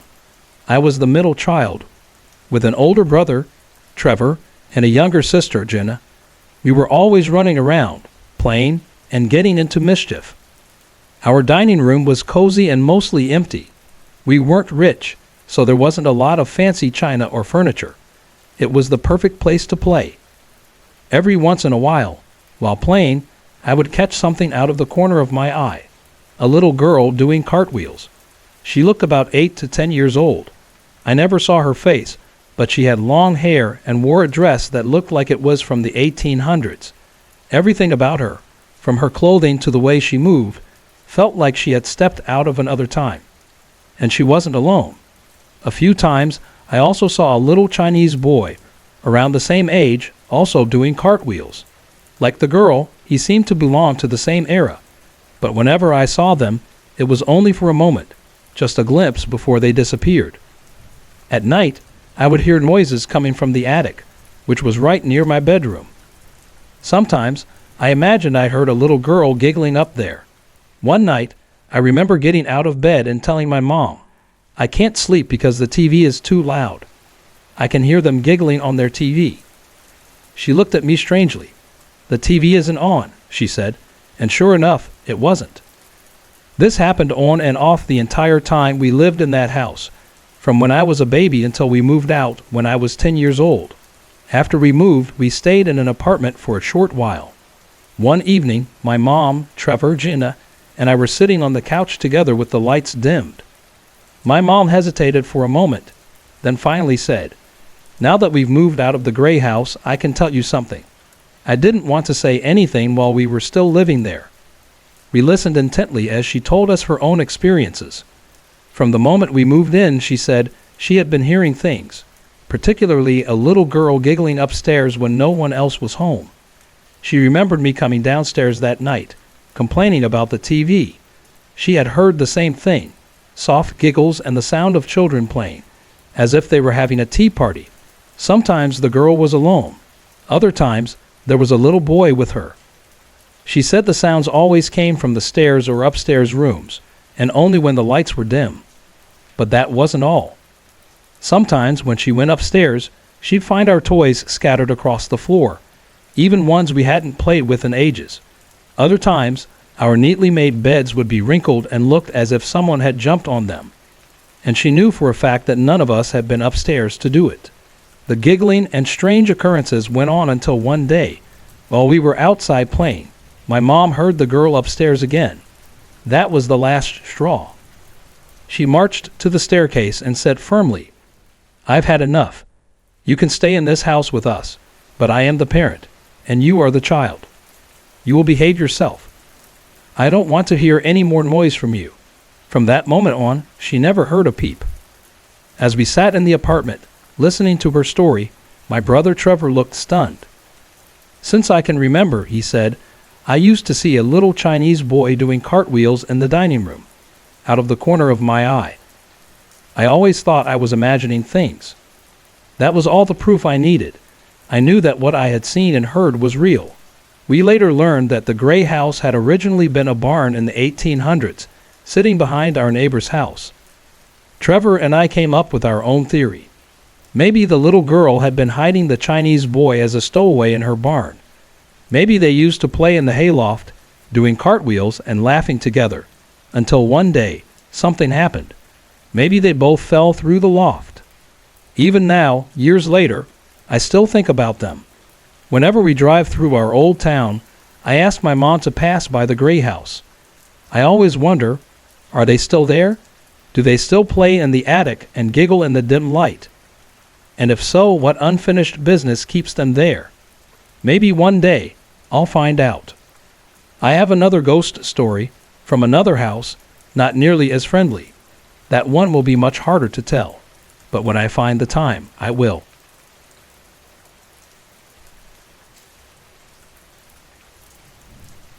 That's such a chilling and fascinating story. The legend of Sarah from North Hall sounds like one of those campus ghost stories that everyone who went to Mansfield would know about. The image of her singing all the way down as she fell is haunting, like she refused to let go of what she loved, even in her final moments. It makes sense that her spirit would linger, especially in a place filled with music and students. And the fact that the outline of her body supposedly remained on the hardwood floor, that's eerie. Almost like the building itself refused to forget her. Covering it with carpet seems like a classic move, out of sight, out of mind. But clearly, that didn't stop the strange happenings. Your personal experience in North Hall adds an extra layer to the mystery. That feeling of being watched, the sudden chills, realizing you were completely alone. It's those little moments that make ghost stories feel real. Even if you never saw anything, your instincts told you something wasn't right.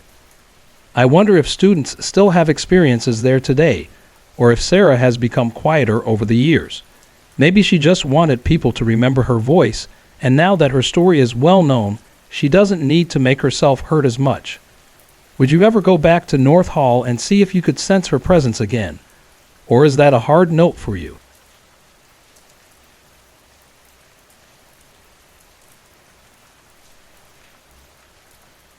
I was 13 when it happened, a moment in my life I'll never forget. It had been a few months since my mom passed away. Losing her so young left a hole in me that nothing could fill. I missed her more than words could say. I wanted to see her again, to hear her voice, to know she was okay. One evening, I was with my friends just passing the time when someone suggested we try to contact the dead. My heart jumped. Could this be my chance? Could I talk to my mom again? The idea scared me, but before I knew it, I had said yes. Halloween night seemed like the perfect time. One of my friend's parents would be out, leaving the house to us. There were 8 of us all together, 4 girls, 4 guys, laughing and teasing, pretending not to be nervous. But deep down, we all felt something strange in the air. Inside the house, we gathered around a large oval table. A single candle flickered in the center, casting eerie shadows on the walls. The guys said we needed a leader, someone to call out to the spirits. I wasn't the kind of person to take charge, especially back then. I was shy, still grieving, mostly just observing while my friends joked around. But when the guys looked at me and said, "You should do it," my stomach dropped. I shook my head, pleading with them to choose someone else. But they wouldn't budge. And just like that, I found myself at the head of the table, leading something I wasn't sure I wanted to be part of. We held hands, forming a circle, our fingers clammy with nerves. The laughter continued at first, uneasy and forced. Then one of the girls snapped, "Stop messing around. If we don't take this seriously, we might attract something bad." A hush fell over the room. I swallowed hard and closed my eyes. I wanted to call for my mom, but my voice barely worked. Instead, I whispered for any kind spirit to come forward. Just a good spirit. That's all I wanted. The air felt heavier. Then everything went black. I don't know if I fell asleep or slipped into something deeper. I only know that suddenly, I was no longer in that room. A cold grip held me down. I couldn't move, couldn't speak, couldn't even open my eyes. Terror filled me. Was I dead? Then, something hit me, hard. I gasped, stumbling back, my chair crashing to the floor. My vision blurred as I tried to make sense of what was happening. That's when I saw her, my friend, floating. She wasn't standing. She wasn't being lifted.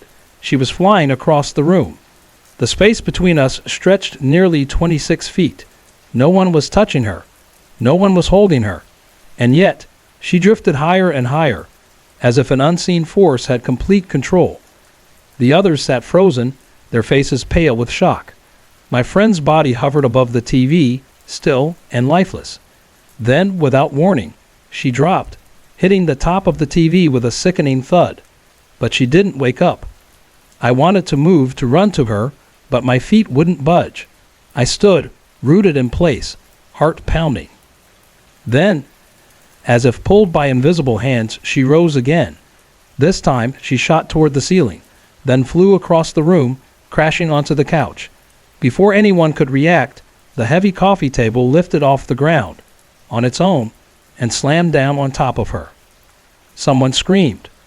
The oldest in our group, an 18-year-old guy, rushed forward, throwing the table aside. My friend stirred, her body twitching.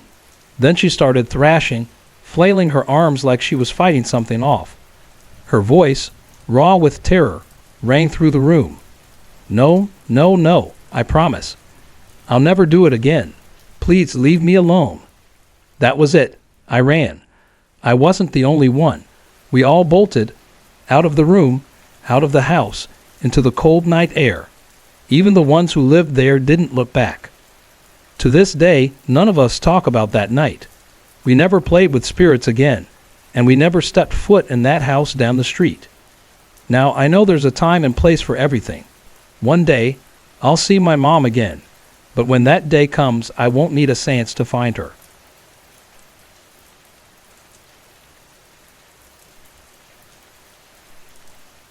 It was 1969. I was 5 years old. My brother and I shared a bedroom, our twin beds placed side by side. The foot of our beds faced the doorway that led to the upstairs hallway. To the right of the door hung a large world map, and to the right of our beds was our walk-in closet. I'm describing the room so you can picture how everything happened. My bed was closest to the closet. The first time I saw him, it was around 3:00 a.m. on a summer night in Iowa. Not too hot, not too cool. I woke up, and there he was, a figure that would haunt me for years. He looked like a troll, small but terrifying, only 2 or 3 feet tall. He was either wearing a barrel or standing inside one. His feet stuck out from the bottom, and he wore shoes like an elf, with curled-up toes. Straps held the barrel to his shoulders. His hands and arms were filthy, his fingernails long and sharp. His teeth were jagged, his beard wild and unkempt. On his head sat a strange pointed hat, like something out of a fairy tale, almost like Rumpelstiltskins. But the worst part? His eyes, gray and piercing, his pupils shaped like a cat's, black as night. He floated in front of the world map, pointing at me. He moved slowly up and down. His mouth twisted into laughter, but no sound came out. Terrified, I yanked the sheets over my head. I squeezed my eyes shut, praying that when I looked again, he'd be gone. When I finally worked up the courage to peek, the room was empty, but I wasn't safe. Night after night, he came back, always around the same time, always pointing at me, always laughing without a sound. Sometimes he hovered in front of the map. Other times he was near the closet door, but he never spoke. He never explained why he was there. I could feel him before I even opened my eyes. I just knew he was watching me. I'd wake up my older brother, shaking him, begging him to look. He'd groan, tell me to go back to sleep, say I was imagining things. But I knew what I saw, and deep down, I think he did too.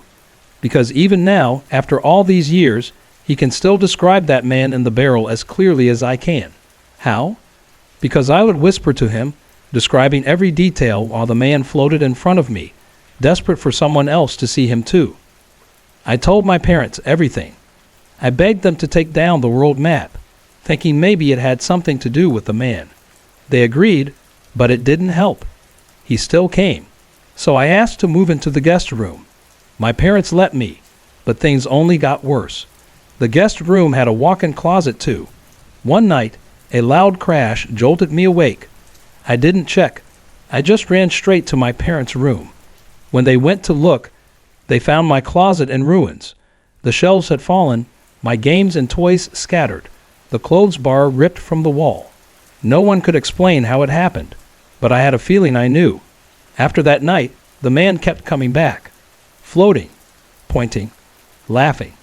Eventually, we moved out of that house, and after we left, I never saw him again. But even now, all these years later, I still remember the chills he gave me.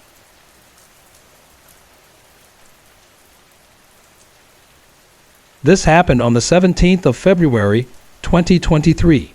My friend and I were at home. It was past 10 or 11 p.m., and I was already in bed. My friend was getting ready for bed when there was a knock on our door.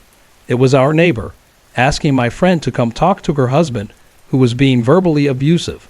It was late on a Sunday, and the children couldn't sleep due to the commotion outside. I heard everything but decided to stay in bed and let my friend handle it. He went outside to talk to our neighbor, and the following is what he told me. While they were standing outside, trying to calm the husband down, my friend looked up and saw a small child running across the yard towards the neighbor's apartment.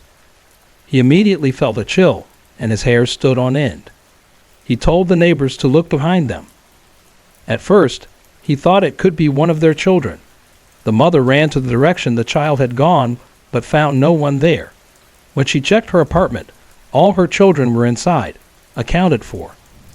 After the argument was settled, my friend came back. I was curious about what happened and asked him what the neighbors were arguing about. That's when he told me about the child he saw.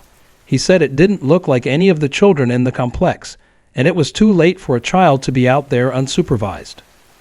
We decided to call it a night. Later that night, we were woken up by a loud bang in our apartment. Our apartment is open plan, so we could see the kitchen and lounge area from the bed. We sat up, trying to figure out what made the noise. We looked around and couldn't find anything that had fallen, but then we noticed a thick, heavy wooden Dune sign had fallen from the side table near the lounge. It wasn't flat on the floor. It had landed upright, as if someone had placed it there. While discussing this, I asked my friend to describe the child he saw. He said the child looked solid and normal, but the face was pale, almost as if it had calamine lotion on it. We were both unsettled, and I spent the rest of the night praying. This wasn't the first strange thing to happen in the apartment, though. Back in January, I woke up in the middle of the night to find the air fryer had switched on and was adjusting its temperature by itself. My partner slept through it, and I had to shake him awake. We moved into the apartment in November. It had been freshly painted, and the door had been revarnished. Once we settled in, we noticed strange crosses had been drawn behind the main entrance door, clearly done while the varnish was still wet.